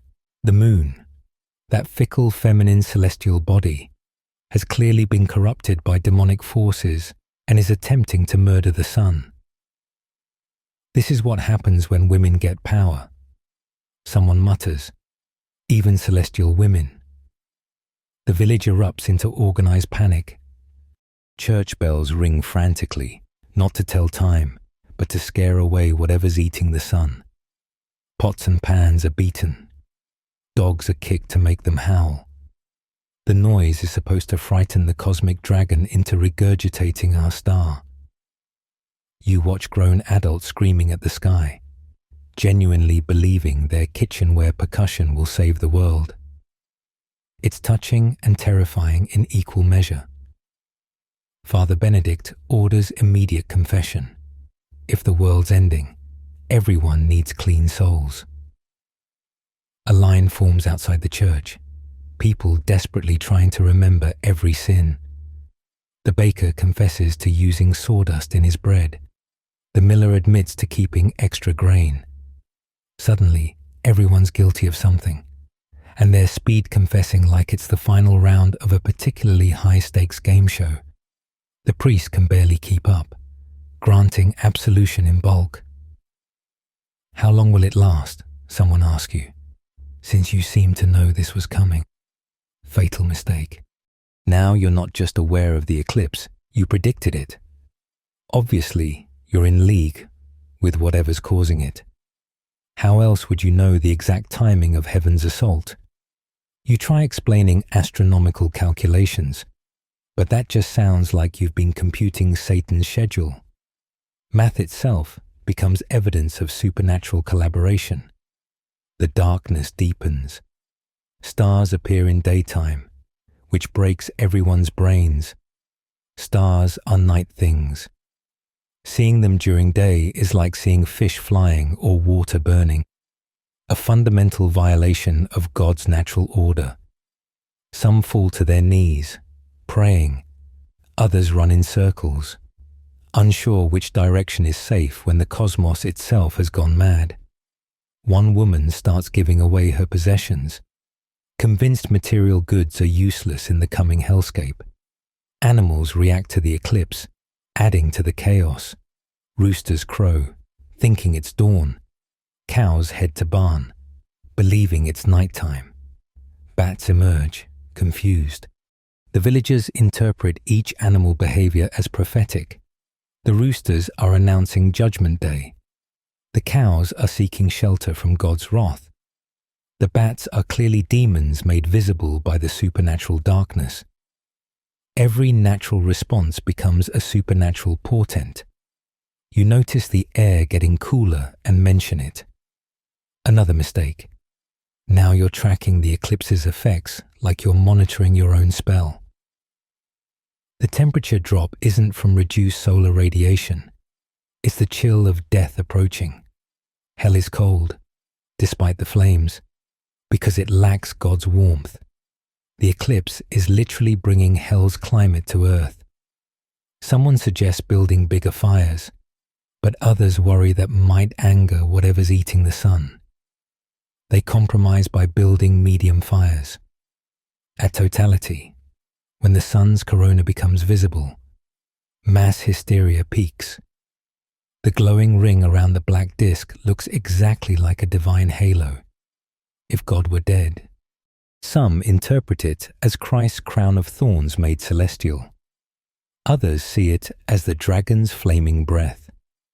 Wilhelm, the barber surgeon, diagnoses it as a cosmic humor imbalance and suggests bleeding the sky. He's only half joking. If bloodletting works for humans, why not for heaven? Repent, Father Benedict screams. The end times are upon us. People confess to increasingly creative sins. Someone admits to impure thoughts about vegetables. Another confesses to teaching their pig to dance, which apparently violates natural law. The eclipse has become a confession catalyst, dragging out every weird guilt anyone's ever harbored. You hear admissions that range from hilarious to genuinely disturbing, all delivered with apocalyptic sincerity. Then, slowly, light returns. The sun emerges from whatever was eating it. The reaction is pure medieval. God has triumphed. The dragon has been defeated. Our noise-making and prayers worked. Everyone's congratulating themselves on successfully saving the universe. The fact that eclipses have fixed durations meaning nothing to them. They fought cosmic evil with kitchen implements and won. It's humanity's greatest victory since David beat Goliath. But you knew it was coming. You knew how long it would last. You watched with calm interest while others panicked. Clearly, you're connected to this event. The eclipse might be over, but suspicion lingers like the after-image of the corona. Were you testing your power, practicing for a bigger sun-eating? The fact that you kept saying eclipse instead of dragon or apocalypse marks you as suspiciously educated about cosmic attacks. Lord William summons you for questioning. He's more politically minded than the others, wondering if this eclipse was somehow arranged by his enemies. Did the French hire witches to darken English skies? Are the Scots behind this? You try explaining that eclipses affect whole regions regardless of political boundaries. But that just sounds like you're describing weapons of mass destruction. International astronomical warfare is apparently a thing now. The interrogation reveals medieval astronomy at its finest. The sun orbits Earth, obviously, carried by angels working in shifts. The moon has its own angel crew, usually coordinating with the sun team. Today's eclipse represents either angel labor disputes or celestial sabotage. The stars are either holes in heaven's floor or divine candles lit each night. Planets are wandering stars with commitment issues. Your heliocentric model sounds like heresy, flavored with madness. The aftermath is worse than the event. Everyone's interpreting the eclipse retroactively. The baker's bread burned during totality. Clearly, a sign his confession was insufficient. A pregnant woman gave birth during the darkness. That child is definitely cursed or blessed, depending on who you ask. Every coincidence becomes causation. The eclipse didn't just happen. It happened to them, personally, carrying specific messages about their lives. Historians still argue whether medieval people really believed eclipses were dragons eating the sun, or if that was just poetic metaphor. But watching your neighbors build shrines to commemorate their successful defense against the cosmic dragon, you realize the distinction is meaningless. In their worldview, they literally just saved the sun through noise and prayer. You're the crazy one for suggesting it's a predictable, astronomical event that would have ended regardless. Your scientific understanding isn't just wrong, it's actively offensive to their heroic narrative. The sun shines normally now, but everything's changed. You're marked as the person who knew too much about the apocalypse. Every future unusual event, comets, auroras, really nice sunsets, will be scrutinized for connections to you. You've become the village's unofficial cosmic event coordinator, a job you never wanted and can't resign from. In trying to calm fears with science, you've become more frightening than any eclipse. At least dragons eating the sun makes sense in their world. Someone who understands celestial mechanics, that's truly terrifying. The trial is scheduled for Tuesday, because Monday is washing day, and apparently even pigs deserve clean representation. You stand in the manor's great hall, watching medieval justice prepare to prosecute a swine for murder. The pig in question, a large sow named Brunhilde, is chained in the dock, looking confused but not particularly guilty. She's accused of killing the miller's infant son, and the village is treating this with complete legal seriousness. Oyez, oyez, the bailiff calls. Let all who have business before this court draw near.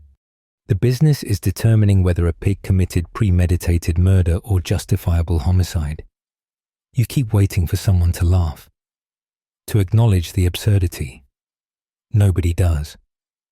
The pig has a court-appointed defense lawyer who's actually preparing arguments. This is happening. Medieval justice doesn't discriminate by species. Lord William presides, wearing his finest robes because animal trials require full ceremonial dress. Apparently, showing up in casual clothes might offend the defendant. The prosecutor, a traveling lawyer who specializes in animal cases, begins his opening statement. This vicious beast, this porcine demon, did willfully and with malice aforethought attack and devour an innocent Christian child. Brunhilde snorts, which the court reporter dutifully records as defendant shows no remorse. The defense lawyer rises. He's young, eager, probably thrilled to have a case that doesn't involve property disputes. Your lordship, my client is but a simple animal, incapable of moral reasoning. Can we truly hold a pig to the same standards as a man? The prosecutor objects. Animals have souls, maybe, free will, possibly, and therefore legal responsibility, definitely. The theological debate begins, and you realize this trial might last weeks. Witnesses are called. The miller tearfully describes finding his son in the pig pen. The pig's owner admits Brunhilde had escaped her enclosure. Clear negligence. The village priest testifies that pigs are naturally inclined toward evil, being the animals that house demons when Christ cast them out. You want to point out that pigs are just omnivores doing pig things, but your reputation for defending the indefensible is already established. The evidence phase is where things get properly surreal. Exhibit A, the torn swaddling clothes, which Brunhilde apparently removed with criminal intent. Exhibit B, witness testimony that the pig had been seen lurking near the miller's house. Suspicious behavior for a farm animal. Exhibit C, the pig's previous record. Apparently, Brunhilde once ate the baker's shoes, showing a pattern of antisocial behavior escalating to murder. I call character witnesses, the defense announces. Several villagers testify that Brunhilde is normally a good pig. She's produced many piglets, contributing to the community. She's never bitten anyone before. Well, except that one time, but the person deserved it. She regularly finds truffles, which some interpret as divine favor.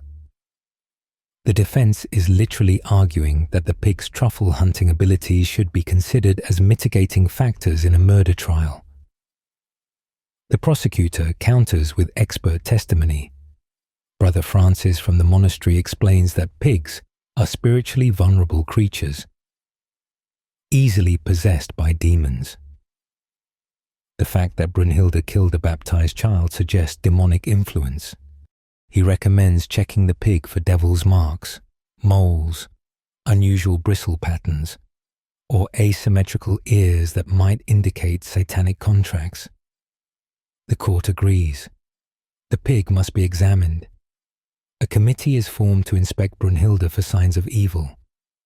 They approach the task with scientific rigor, measuring her tail curl, too tight, suspicious. Counting her teats, odd number, definitely suspicious. And checking her hooves for cloven peculiarities beyond the normal clovenness. The pig, meanwhile, has fallen asleep, which the prosecutor notes as contempt of court, while the defense argues it shows a clear conscience. You watch this unfold with mounting disbelief.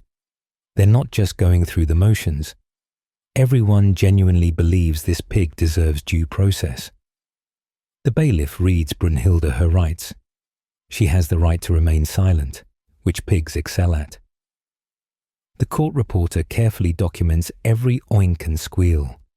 The judge periodically addresses the pig directly, asking if she understands the charges. Her lack of response is taken as a plea of not guilty. The trial takes a philosophical turn. If animals can commit crimes, do they have souls? If they have souls, can they be saved? Should the pig be offered last rites before execution? The priest argues that animals have lesser souls, enough for moral culpability, but not enough for heaven. The defense lawyer suggests this creates a theological paradox. How can something be guilty enough for execution but not worthy of salvation?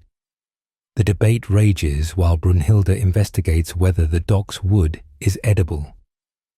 Precedent is cited. In 1386, a pig was hanged in Falaise for similar crimes. In 1474, a rooster was burned for laying an egg, clearly satanic. Last year, 2 villages over, a swarm of locusts was excommunicated for destroying crops. Animal trials have a rich legal history, each case adding to the jurisprudence of interspecies justice. The lawyers quote Latin at each other, building complex arguments about animal intent based on cases involving criminal horses and felonious bulls. The medical evidence is presented by Wilhelm. He examined the child's remains and concluded the wounds were definitely inflicted with porcine malice. You can tell by the bite angles. Apparently, accidental pig attacks leave different marks than murderous ones. He's developed a whole forensic theology around animal-inflicted wounds. Dog bites indicate divine punishment. Cat scratches suggest witchcraft. Pig attacks mean either demonic possession or criminal intent, depending on the lunar phase. As the trial progresses, you notice the pig is being treated better than most human defendants. She's fed regularly, given clean straw, and addressed respectfully as the defendant, rather than the accused swine.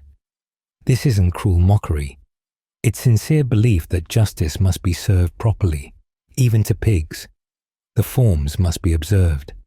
God is watching, and he cares about procedural correctness. The defense makes its closing argument. Brunhilde is a victim of circumstance, driven by hunger, not malice. The real criminal is the owner who failed to secure the pen. The pig was merely following her nature, which God gave her. If God didn't want pigs eating things, he wouldn't have made them omnivores. It's actually a decent argument, undermined only by the fact that it's being made about a pig who's now rooting through the evidence box. The prosecution's closing is fire and brimstone. This pig represents the chaos that threatens civilization. If animals can kill without consequence, what's next? Horses trampling people with impunity, chickens pecking out eyes without fear of justice. The social contract extends to all God's creatures. Brunhilde must hang, not just for her crime, but as a warning to other potentially criminal animals. The geese are definitely taking notes. Historians still argue whether animal trials were serious legal proceedings or elaborate community theatre. But watching 12 grown men solemnly debate whether a pig can form criminal intent, you realize it's both. They're following real legal procedures with genuine belief that justice applies across species lines. In a world where everything has moral significance, even pigs can be guilty of murder. The fact that it's absurd by your standards doesn't make it less real by theirs. The jury retires to deliberate. You're left staring at Brunhilde, who's finally found something edible in the dock's corner. She's blissfully unaware that 12 men are deciding whether she lives or dies based on complex theological arguments about animal souls.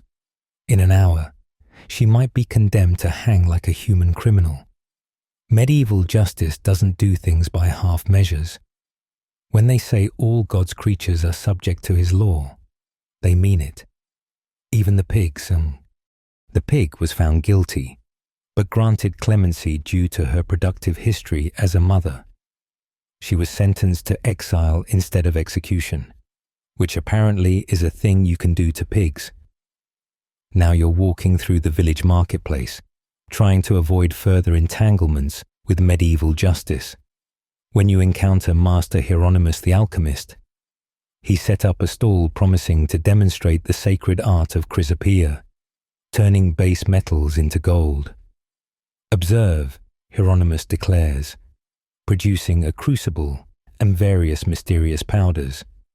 His audience includes Lord William Stewart, very interested, several merchants, skeptical but hopeful, and Father Benedict, torn between condemning possible sorcery and wanting church gold. You recognize immediately that this is going to be some sort of chemical trick, but saying so would be like announcing you're a spoilsport at a magic show.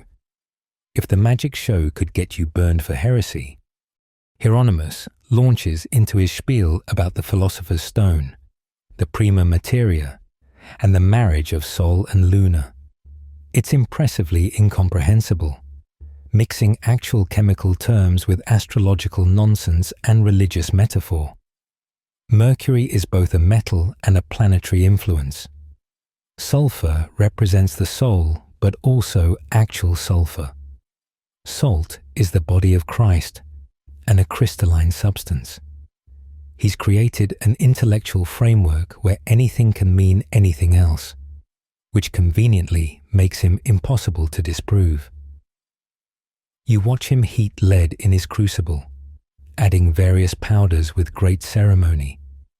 Each addition requires prayers, specific timing based on planetary hours, and dramatic gestures. The lead melts, bubbles, changes color. The crowd gasps. Something's definitely happening, though you suspect it's more chemistry than alchemy. When Hieronymus finally pours out the metal, it's yellowed, not gold, but close enough for medieval standards. The crowd erupts in amazement. How does it work? Lord William Stewart demands. Hieronymus explains with the confidence of someone who truly believes his own theories. The lead contains sleeping gold, which must be awakened through purification. The red powder, probably mercury sulfide, provides the masculine principle. The white powder could be anything from salt to arsenic, adds feminine receptivity. Together, they birth golden perfection. It's sexual reproduction applied to metallurgy, and everyone nods like this makes perfect sense. You lean in for a closer look at the gold and make your first mistake. That's just brass, you mutter. The zinc in your powder is alloying with... The words die as everyone turns to stare. You've just revealed knowledge no one should have. Zinc won't be properly identified for centuries. Alloying is a concept that exists, but not the way you're describing it. Once again, your modern understanding marks you as suspiciously knowledgeable. Brass, Hieronymus sputters. This is the product of sacred transformation, the marriage of opposites, it's an alloy. You insist, foolishly. Two metals mixed together, not transformed. The crowd mutters. Mixing isn't transforming. Everyone knows that. When you mix wine and water, you get watered wine, not a new substance. The idea that metals could combine while maintaining their separate identities, yet creating something new, that's more radical than actual gold making. Hieronymus recovers quickly. Perhaps our learned friend would like to demonstrate their superior knowledge. It's a trap, but you're already hip deep in it. He hands you some lead and his powders, smirking.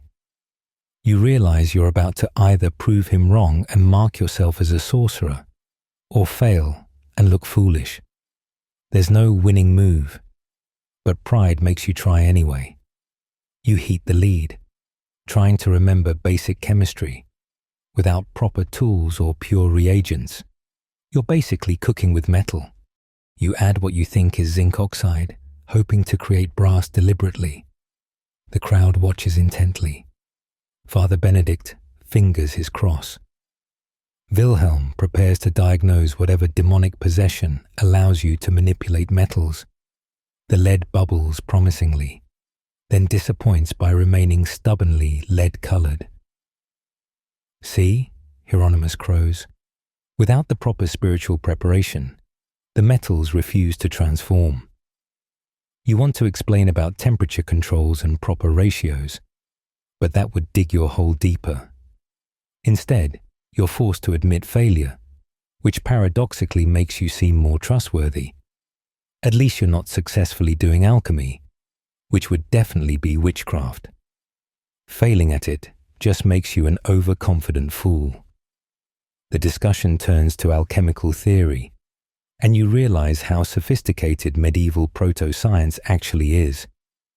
They've observed that metals can be changed, lead to silver-looking antimony, copper to green verdigris.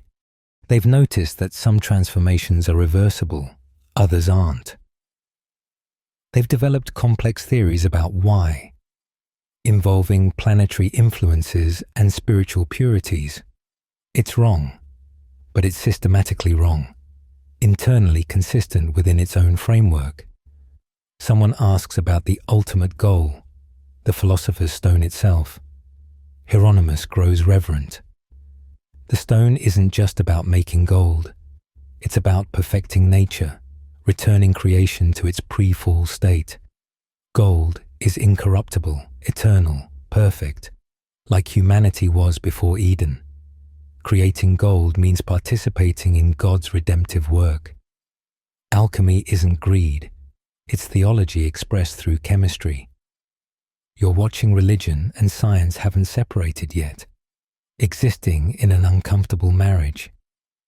But surely, you venture, matter cannot be created or destroyed, only another mistake. Conservation of mass won't be formally stated for centuries. Hieronymus pounces. Nothing is destroyed in God's creation. Everything transforms according to his will. He's accidentally stating a law of physics while completely misunderstanding it. The crowd nods approvingly. Of course, God doesn't destroy matter. He perfects it. Your scientific principle has been absorbed and reinterpreted through theological lens. The demonstration continues with increasingly exotic materials. Hieronymus produces what he claims is powdered unicorn horn, narwhal again, dragon's blood, tree resin, and virgin's tears, probably just water. Though given medieval hygiene standards, who knows? Each ingredient has symbolic significance that matters more than its actual properties. The dragon's blood adds courage to the metal. The unicorn horn provides purity. The virgin's tears offer innocence. He's doing material science as poetry. You notice him palming something during one transformation and realize he's doing sleight of hand along with chemistry. A small piece of actual gold gets revealed from the lead through misdirection. It's fraud, but sincere fraud. He probably believes the ritual works and is just helping it along. Like a faith healer who genuinely thinks God works through their tricks. Medieval alchemy exists in this strange space between conscious deception and true belief. The crowd starts discussing their own alchemical knowledge. The blacksmith knows that quenching hot iron in horse urine makes it harder. Clearly, the horse's vigor enters the metal. The tanner mentions that brain matter turns hide to leather, obviously transferring intelligence to the skin. Everyone has practical chemistry knowledge wrapped in mystical explanation. They're doing real chemical processes for imaginary reasons, getting right results from wrong theories. Lord William arrives to inspect the proceedings. He's less interested in the spiritual aspects and more in the practical. Can this create actual gold for his treasury? Hieronymus hedges. The process requires rare ingredients, perfect astrological timing, and spiritual purity. Also, creating too much gold might anger God, who made it rare for good reasons. It's a beautiful excuse for why alchemists stay poor despite claiming to make gold. As the demonstration ends, you realize you've learned something disturbing. Medieval alchemy isn't just ignorant fumbling. It's a complete worldview where material and spiritual transformation are identical. When Hieronymus claims to turn lead into gold, he's not just talking about metals. He's describing soul purification, social transformation, cosmic redemption. Your scientific knowledge isn't competing with bad chemistry. It's competing with an entire religious system that happens to use crucibles and furnaces. Historians still argue whether alchemists were proto-scientists or deluded mystics. But watching Hieronymus carefully pack away his real gold pieces, along with his symbolic powders, you understand they were both. They were trying to understand matter's properties, while believing matter had moral qualities. They were doing chemistry in service of theology, using physical processes to prove spiritual truths. The fact that they never made real gold doesn't mean they failed.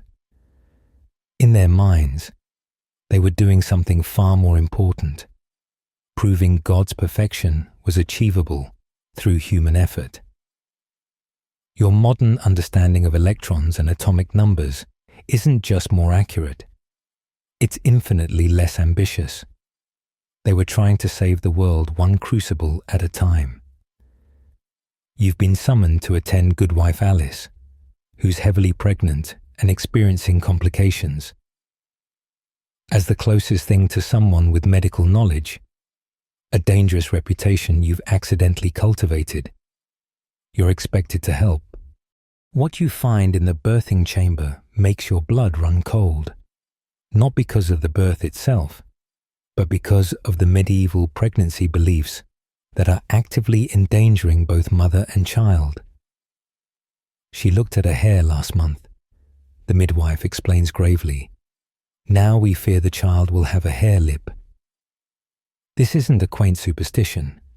They genuinely believe maternal impressions shape the fetus. Whatever a pregnant woman sees, thinks, or experiences literally molds the baby like clay. Alice is sobbing, convinced she's deformed her child by glimpsing a rabbit. The stress alone is probably worse than any actual hair viewing. The room is carefully curated to ensure positive impressions. Pictures of beautiful babies line the walls. A portrait of St. Margaret, patron of childbirth, dominates one corner. They've removed anything ugly, disturbing, or asymmetrical. When Alice mentions she's thirsty, they debate for 10 minutes about whether water might make the baby too fluid. Everything she consumes or observes could theoretically impact the child's development. Has she been thinking proper thoughts? The midwife asks you, as if you're qualified to assess prenatal psychology. Apparently, a woman's mental state directly sculpts her baby's personality. Angry thoughts create violent children. Sad thoughts birth melancholics. Lustful thoughts, well, those create all sorts of problems. Alice has been forced to spend months thinking exclusively happy, holy thoughts, which ironically has made her miserable with anxiety about accidentally thinking wrong. You suggest she needs proper nutrition, and the midwife lists what she's been eating. It's a disaster. No vegetables, too earthy, might make the child crude. No fish could cause scales. No rabbit, obviously. Mostly bread and weak ale, because those are neutral foods unlikely to impart characteristics. The poor woman is malnourished based on fears that eating chicken might make her baby cowardly. You try explaining that food doesn't transfer personality traits, but that just sounds like more of your suspicious modern knowledge. The baby isn't moving much. Alice worries. The midwife immediately checks which direction she's been sleeping. North? That's the problem. Cold winds from that direction freeze the womb. She needs to sleep facing east, toward paradise, where warm, holy breezes will animate the child.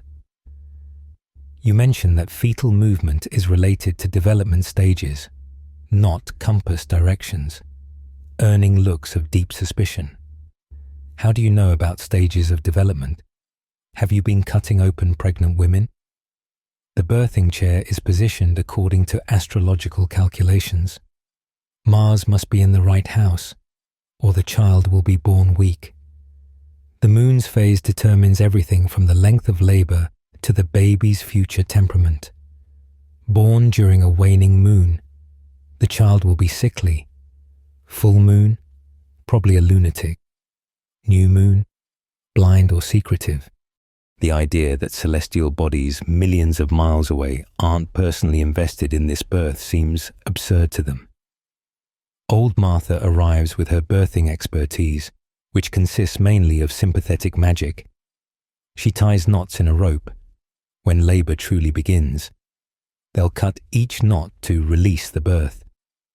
She places an eagle stone, a hollow rock with smaller rocks inside, on Alice's belly, because the stone contains something just like the womb. Every locked door and window in the house must be opened. or the baby will be trapped. It's medicine by metaphor, where symbolic actions have real effects. What if it's a full moon birth, someone asks anxiously. The discussion turns to lunar influences on newborns. Full moon babies are touched by madness. Look at the word lunatic. They'll be beautiful but unstable, drawn to water and prone to sleepwalking. The fact that the moon doesn't actually make people insane is irrelevant. They've observed that some people act strange during full moons, confirmation bias at work, and built an entire medical theory around it. You make the mistake of suggesting Alice should walk around to help labor progress. Walk while carrying a child? The midwife is aghast. The baby might fall out. They believe the womb is basically a bag holding the baby, which could open at any moment. Too much movement, loud noises, or strong emotions could shake the baby loose. Alice has spent months barely moving, which has left her weak and unprepared for labor, exactly the opposite of what she needs. The discussion turns to determining the baby's sex, which apparently can be influenced until the moment of birth. If Alice thinks masculine thoughts, the baby might still turn male. They check which breast is larger, right means boy, which side she prefers sleeping on, left means girl, and whether her husband dreamed of swords or flowers recently. The biological fact that sex is determined at conception would blow their minds, then get you accused of predestination heresy. Father Benedict arrives to provide spiritual support, which involves determining which saints to invoke. Different saints handle different birth complications. Saint Gerard for easy delivery, Saint Raymond for difficult cases. Saint Felicity if twins are suspected, God forbid. He sprinkles holy water on Alice's belly, careful not to get any on her face. That might baptize the baby prematurely, causing spiritual complications. Medieval theology, where accidentally baptizing a fetus is a real concern. She saw a man with a twisted foot yesterday, someone whispers. Panic spreads. Last-minute maternal impressions are especially powerful. They blindfold Alice to prevent any more visual contamination and start describing beautiful things to her. Perfect roses, symmetrical faces, angels with straight limbs. The idea is to overwrite the twisted foot image with positive ones. You want to scream that birth defects aren't caused by looking at disabled people. But that would require explaining genetics, and you've learned that road leads nowhere good. The labor begins in earnest, and medieval birthing practices reveal themselves in full horror. They give Alice wine mixed with powdered pearls. The pearls' roundness will help the baby slide out smoothly. She's encouraged to blow into bottles to blow the baby out. Someone suggests holding a magnet near her vagina to attract the baby. Since babies contain iron from their mother's blood, it's creative, wrong, and potentially dangerous. The medieval medical trifecta. You try suggesting basic hygiene for the delivery, and everyone recoils. Clean hands, fresh linens. Those would remove the protective layer of beneficial influences that have accumulated. The midwife's hands are properly dirty from years of successful deliveries. Washing would be like throwing away experience. The birthing cloths have been used by generations of women, carrying their strength. Your modern sanitation ideas sound like you're trying to sabotage the birth by removing spiritual protection. As Alice struggles, they try increasingly desperate measures. A snakeskin is placed on her belly. Snakes shed easily, so the baby should too.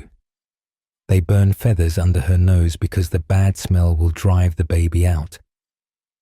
Someone suggests frightening her with a loud noise to shock the baby loose. Each intervention is based on sympathetic magic or fundamental misunderstandings of biology. The fact that some women survive these births seems miraculous. The baby finally arrives, healthy despite everything. It's a girl, which they'd predicted based on Alice carrying low.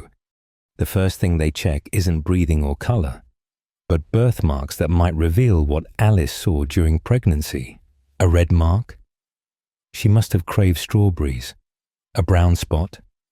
She touched wood while frightened. They're reading the baby like a dermatological diary of the pregnancy, finding meaning in every minor variation.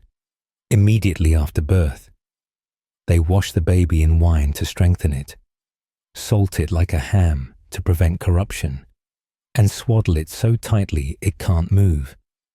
Loose limbs might grow crooked. The idea of letting a newborn move freely is horrifying to them. Babies are essentially treated like bread dough that needs to be shaped properly, or it'll rise wrong. Every medieval baby survives despite, not because of, the care they receive. Historians still argue whether medieval people truly believed maternal impressions shaped babies, or if it was just a way to explain birth defects. But watching them carefully catalogue every mark on the newborn, connecting each to some event during pregnancy, you realize the distinction doesn't matter. In their world, mothers literally sculpt their children through thoughts and experiences. Your scientific understanding of genetics and development isn't just different. It removes the mother's power and responsibility in shaping her child. They prefer a world where looking at rabbits matters more than chromosomes, because at least then they have control. Even if that control is completely imaginary. The comet appears at dusk, a brilliant streak across the darkening sky, and you recognize it immediately. Halley's Comet, right on its 76-year schedule. You're probably the only person in the village who finds this predictable and fascinating rather than terrifying. Everyone else is convinced the world is ending, again, but this time with more fire and cosmic portents. God's warning, Father Benedict declares from the church steps. A blazing sword held over our sinful heads. The entire village gathers in the square, necks craned upward, watching their doom approach in slow motion. You want to explain orbital mechanics, but after your eclipse incident, you've learned to keep astronomical knowledge to yourself. Still, the urge to educate wrestles with your survival instinct. The comet's appearance triggers immediate practical responses. People start settling debts, not from honesty, but from fear that God's accounting department is about to audit everyone. Confessions increase tenfold. Marriages are hastily arranged because dying unmarried means less favorable afterlife accommodations. The baker gives away free bread, hoping last-minute charity will balance his lifetime of short waiting. It's Judgment Day economics, spiritual inflation driven by cosmic panic. Lord William summons his advisors, including you for some reason. What does it mean? He demands. The court astronomer, who's basically an astrologer with delusions of accuracy, consults his charts. Comets, he explains, are exhalations from Earth, corrupted vapors that rise until heaven's fire ignites them. They herald the deaths of kings, the coming of plagues, or wars. Sometimes all three. The bigger the comet, the worse the catastrophe. This one's huge, so they're expecting apocalyptic bingo.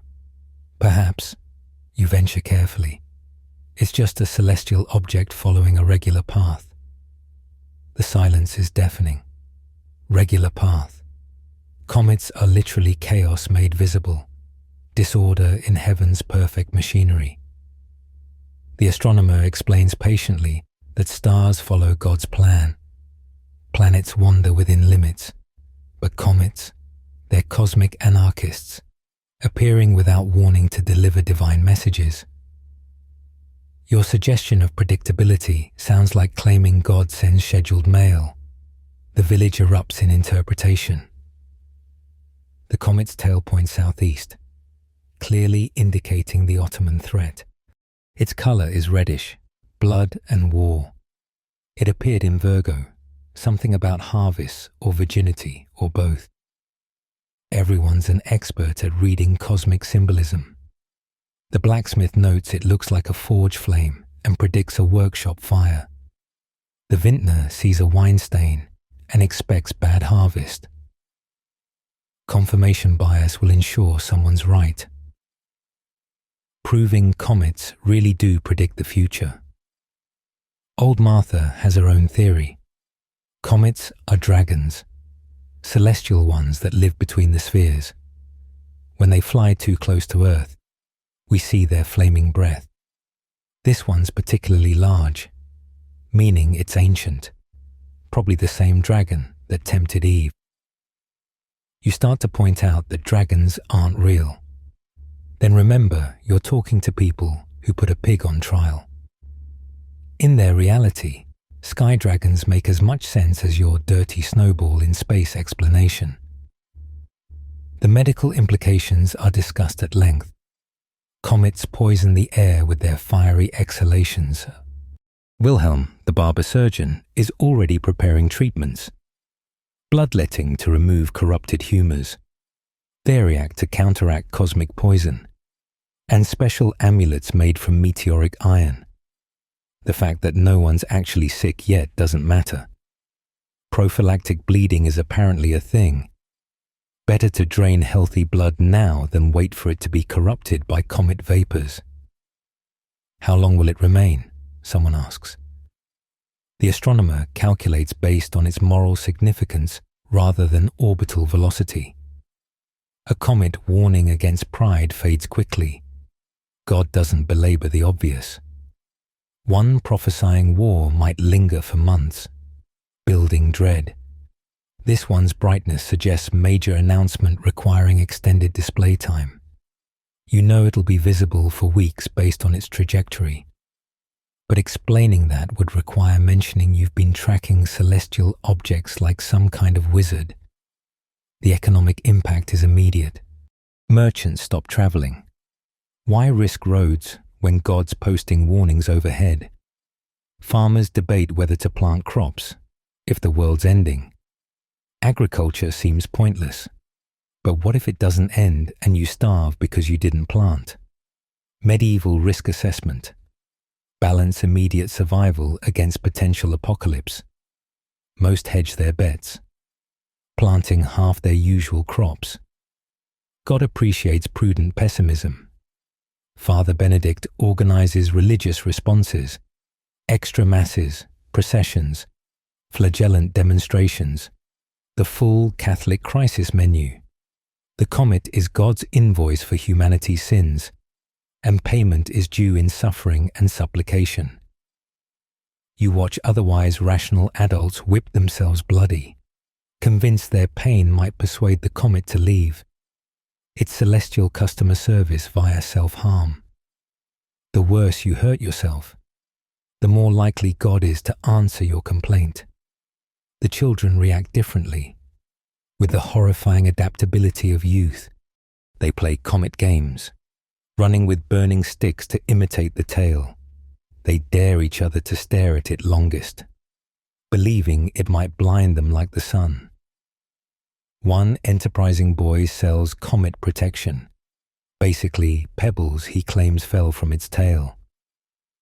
Kids monetizing apocalypse while adults panic. Some things transcend centuries. You overhear scholars debating the comet's substance. Is it fire? Crystallized air? Condensed prayers of the damned? Brother Francis thinks it's made of the same material as hell's flames, divine fire that burns without consuming. That's why it doesn't fall despite being made of flame, which naturally rises. Medieval physics, where things behave according to moral properties rather than natural laws. Fire rises because it seeks heaven. This fire doesn't because it's on divine mission. The conspiracy theories start flowing. The French sent up witches on broomsticks to create the comet and frighten English armies. The Jews practice secret rituals to summon it, though nobody can explain why they'd want to. The Moors have skywriting technology and are sending threatening messages.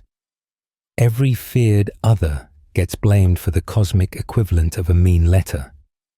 The fact that everyone everywhere can see it doesn't prevent ethnic scapegoating. Someone remembers the last comet, decades ago. It preceded the Great Cattle Plague, proving comets bring disease. Nobody mentions all the diseases that happened without comets, or comets that came without plagues. Selective memory creates perfect correlation.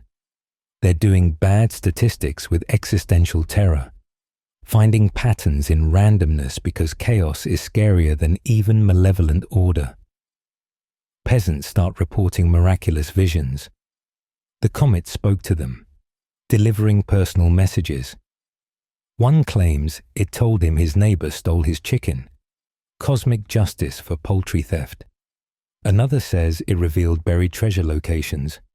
The comet becomes a celestial Rorschach test, revealing whatever the viewer wants to see. Authority figures dismiss peasant visions while taking noble ones seriously. God apparently observes social hierarchy even in his cosmic messaging. As days pass without immediate catastrophe, interpretations evolve.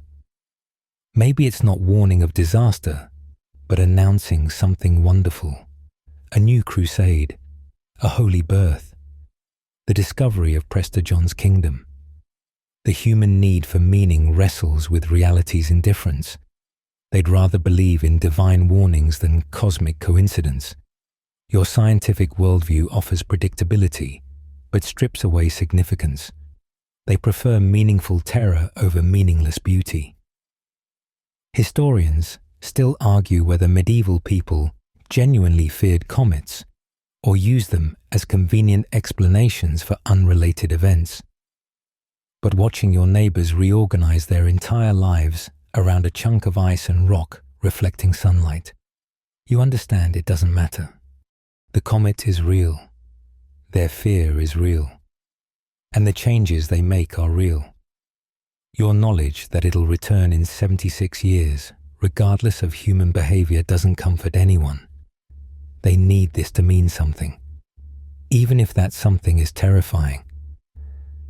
In a universe where God personally manages every sparrow's fall, a comet can't just be a dirty snowball on a long orbit. It has to be a message, a warning, a promise.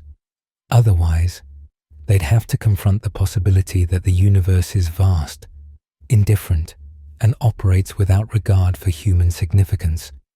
And that's more terrifying than any comet could ever be. The summons comes at dawn, not the gentle awakening of church bells, but the harsh pounding of the bailiff's staff against your door.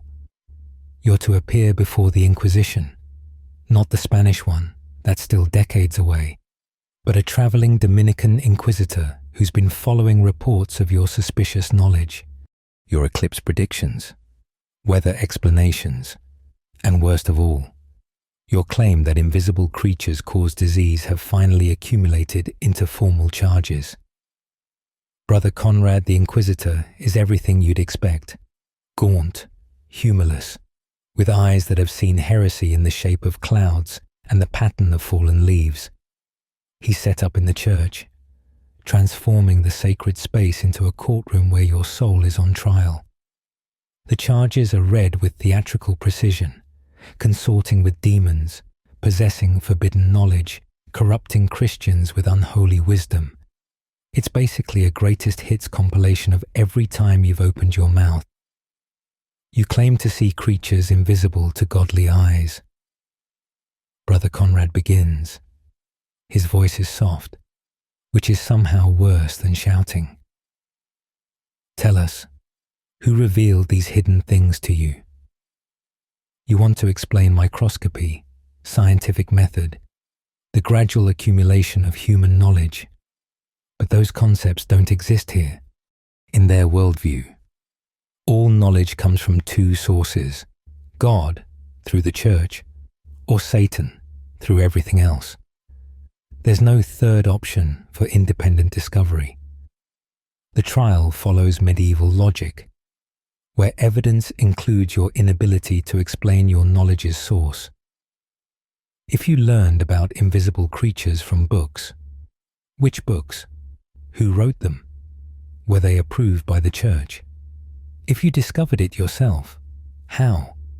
Divine revelation? Then why didn't you immediately report to church authorities? The more you try to explain empirical observation, the deeper you dig your heretical hole. You predicted the eclipse, Brother Conrad continues, down to the very moment of totality. Such precision speaks of dark conferences with the forces that move celestial spheres. You consider mentioning astronomical calculations, but realize that sounds worse. Mathematics that can predict God's movements. That's basically claiming to decode the divine operating system. Only demons would share such information with mortals. Witnesses are called. Every helpful suggestion you've made becomes evidence.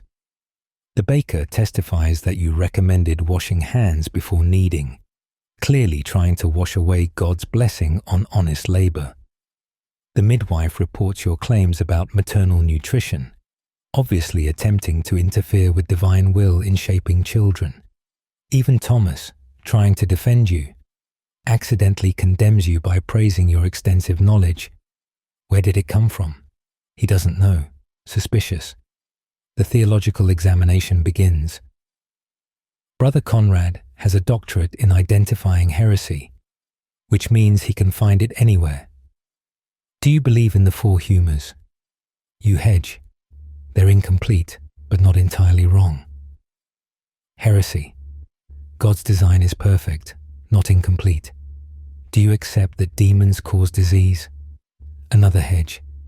Disease has natural causes that might be misinterpreted as demonic. Double heresy. Denying demons and claiming nature operates independently of divine will. You spoke of the world being round, Brother Conrad says, consulting his notes. Explain how the antipodes could exist without contradicting scripture. This is a trap with no escape. If you defend the round earth, you're contradicting church fathers. If you recant, you're admitting to spreading false teaching. If you try to reconcile science with theology, you're presuming to interpret scripture. Every answer is wrong because the question assumes your guilt. The interrogation technique is sophisticated psychological warfare. Brother Conrad asked the same questions repeatedly, phrased slightly differently, looking for contradictions. He quotes your words back incorrectly, seeing if you'll agree to the misquote. He presents false dichotomies. Either germs are demons or demons don't exist. There's no space for nuance in his worldview. Everything is absolute truth or absolute heresy. Physical evidence is presented, your writing, with its references to bacteria and atmospheric pressure. Foreign words are inherently suspicious. Latin is God's language. Vernacular is for common folk. But these terms, they're neither. Obviously a secret demonic vocabulary. The fact that you're inventing words for concepts that don't yet exist just proves you're receiving infernal education in subjects mankind shouldn't know. Do you deny church teaching? Brother Conrad asked directly. It's the ultimate question. Say yes. And you're a heretic. Say no. And you have to recant everything you've said about natural phenomena. You try a middle path. The church teaches spiritual truths while natural philosophy explores the physical world. Brother Conrad's smile is thin as paper. So you divide God's creation into portions he controls and portions he doesn't. Checkmate. the trial attracts learned observers, monks who've studied theology for decades, ready to debate the fine points of your heresy.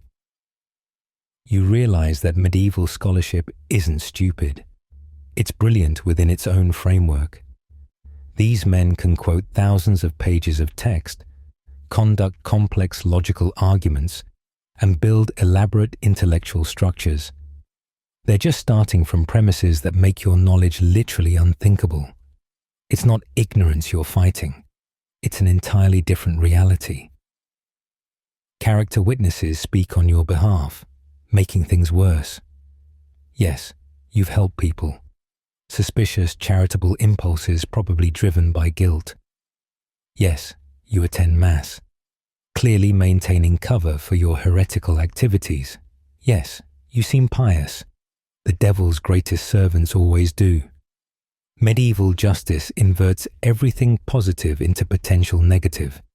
The better person you are, the more cunningly evil you might be.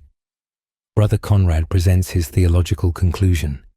Your knowledge represents a new form of heresy, not denying God, but claiming to understand his creation through means other than revelation. It's almost Promethean, stealing divine fire not from heaven, but from the hidden workings of nature.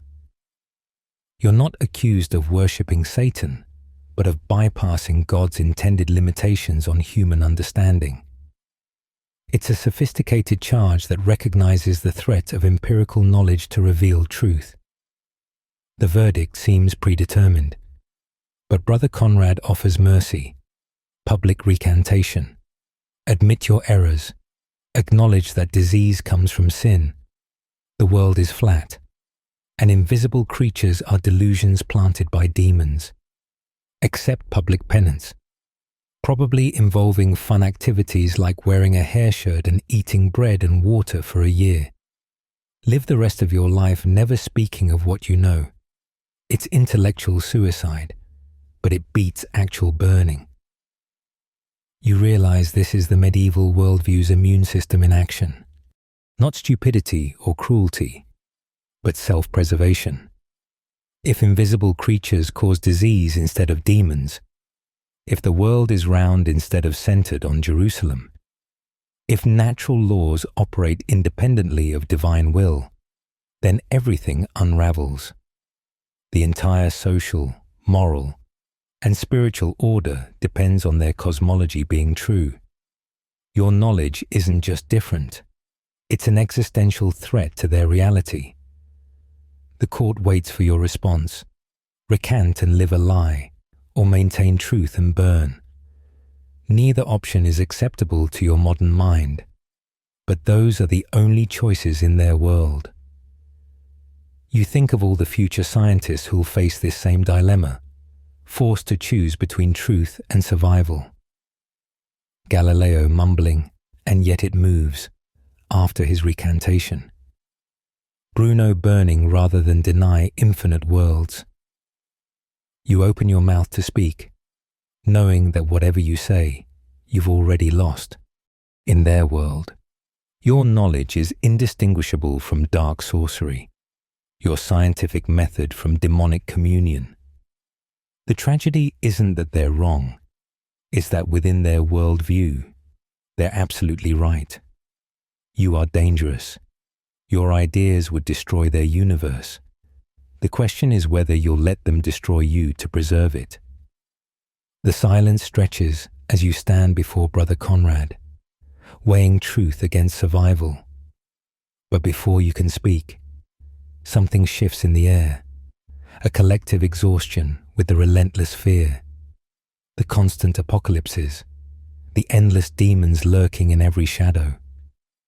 You've spent your time here watching people navigate a world where every natural phenomenon requires supernatural explanation, where knowledge itself is suspicious, where the simplest facts of existence are wrapped in layers of theological danger. The faces watching you blur together. Thomas, who defended you despite his own fears. Marjorie, who started seeing demons in her kitchen after your talk of invisible creatures. Wilhelm, whose bloodletting killed more patients than disease ever could. Even Brother Conrad, whose brilliant mind is shackled to a worldview that makes curiosity a sin. They're all prisoners here, just like you, trapped in a reality where understanding how the world actually works is the gravest heresy of all. You close your eyes and feel the weight of it all, the pig trials, the eclipse panic, the comet terror, the endless bleeding and purging and praying against invisible forces that were never there, or rather, forces that were there but completely misunderstood, transformed by fear and ignorance into demons and dragons and divine punishments. The medieval world isn't just pre-scientific, it's anti-scientific, not from stupidity, but from the terrible logic of a worldview that cannot accommodate natural explanations without collapsing entirely. In the end, the choice makes itself. You cannot recant what you know to be true, but neither can you convince them of realities their minds aren't equipped to process. You are, as Brother Conrad so eloquently charged, someone who possesses knowledge that shouldn't exist in this time. And that's exactly why you wouldn't last a day here, not because of the dirt or disease or violence, but because knowing what you know while surrounded by people who can't know it is its own kind of torture. The judgment comes down like you knew it would. Guilty of possessing forbidden knowledge, of communing with forces beyond proper Christian understanding, of attempting to explain God's creation through unholy means. The sentence is what you expected, the flames. Though Brother Conrad mercifully recommends strangulation first, small comfort. But in this world, you take what mercy you can get. As they lead you away, you pass all the familiar faces of the village, the baker who refused to wash his hands, the mothers who thought their thoughts shaped their babies, the farmers who bang pots at thunderstorms. They're not evil or stupid. They're people trying to make sense of a senseless world with the only tools they have. The tragedy is that those tools are so spectacularly wrong, creating more suffering in the name of preventing it. You think of all the knowledge locked in your head that will die with you, germ theory that could save thousands, astronomy that could predict and explain, chemistry that could improve lives immeasurably. But knowledge without context is meaningless. Trying to explain antibiotics to people who believe disease is caused by sin is like trying to teach calculus to someone who hasn't learned to count. The foundation isn't there, and building it would take generations. The pyre is already being prepared in the square where you watched the pig trial, where people cowered from the eclipse, where they banged their pots against the storm. It's fitting, really. You're just another inexplicable phenomenon that needs to be burned away to preserve their order. Another threat to the careful balance between heaven and earth, angels and demons, salvation and damnation. The crowd gathers with the same mixture of fear and excitement that marked every supernatural event you witnessed. Executions are entertainment, education, and warning all rolled into one. Children are brought to watch, to learn what happens to those who traffic with forbidden forces. You want to tell them that the real tragedy isn't your death, but their ignorance, that they're killing someone who could help them understand their world. But understanding isn't what they want. They want certainty, divine order, a universe where everything has meaning and purpose. As the flames begin to rise, you think one last time about the invisible world, not the demons and spirits they fear, but the bacteria, the atoms, the forces and particles that actually shape reality. It's all here, all around them, waiting to be discovered. But not yet, not for centuries. The medieval mind, brilliant in its own way, simply cannot make the leap from supernatural to natural causation. Every attempt to bridge that gap ends where you're ending, in flames, in silence, in the preservation of a worldview that depends on not knowing. The smoke rises into the sky where Halley's Comet still burns its ancient path, following orbital mechanics that no one here can conceive. You couldn't last a day with medieval superstition and knowledge, not because you're weak or they're strong, but because truth and worldview are incompatible when separated by centuries of human development. You close your eyes as the smoke thickens, oddly peaceful in the end.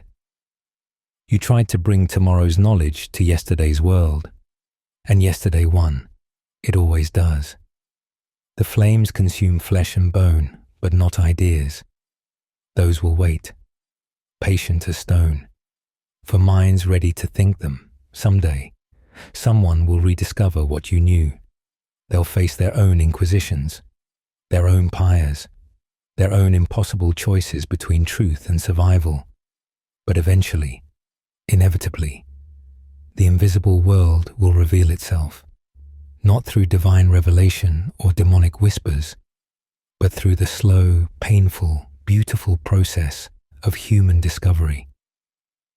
The medieval world rolls on, secure in its ignorance, safe from the terrible burden of actually understanding how things work. And somewhere in the crowd, a young child watches the smoke rise and wonders, not about demons or divine justice, but about why fire burns and what makes smoke rise. It's a small thought, barely formed, easily suppressed, but it's there, waiting. The invisible world is patient. It has all the time in the world. Your last thought, fading with consciousness, is almost amused. They were right about one thing. You did possess forbidden knowledge. You did commune with invisible forces. You did understand things no proper medieval person should know. They just got the source wrong. It wasn't demons who taught you. It was something far more dangerous, far more revolutionary, far more threatening to their ordered world. It was the future. And the future, no matter how many pyres they build, always comes. Masis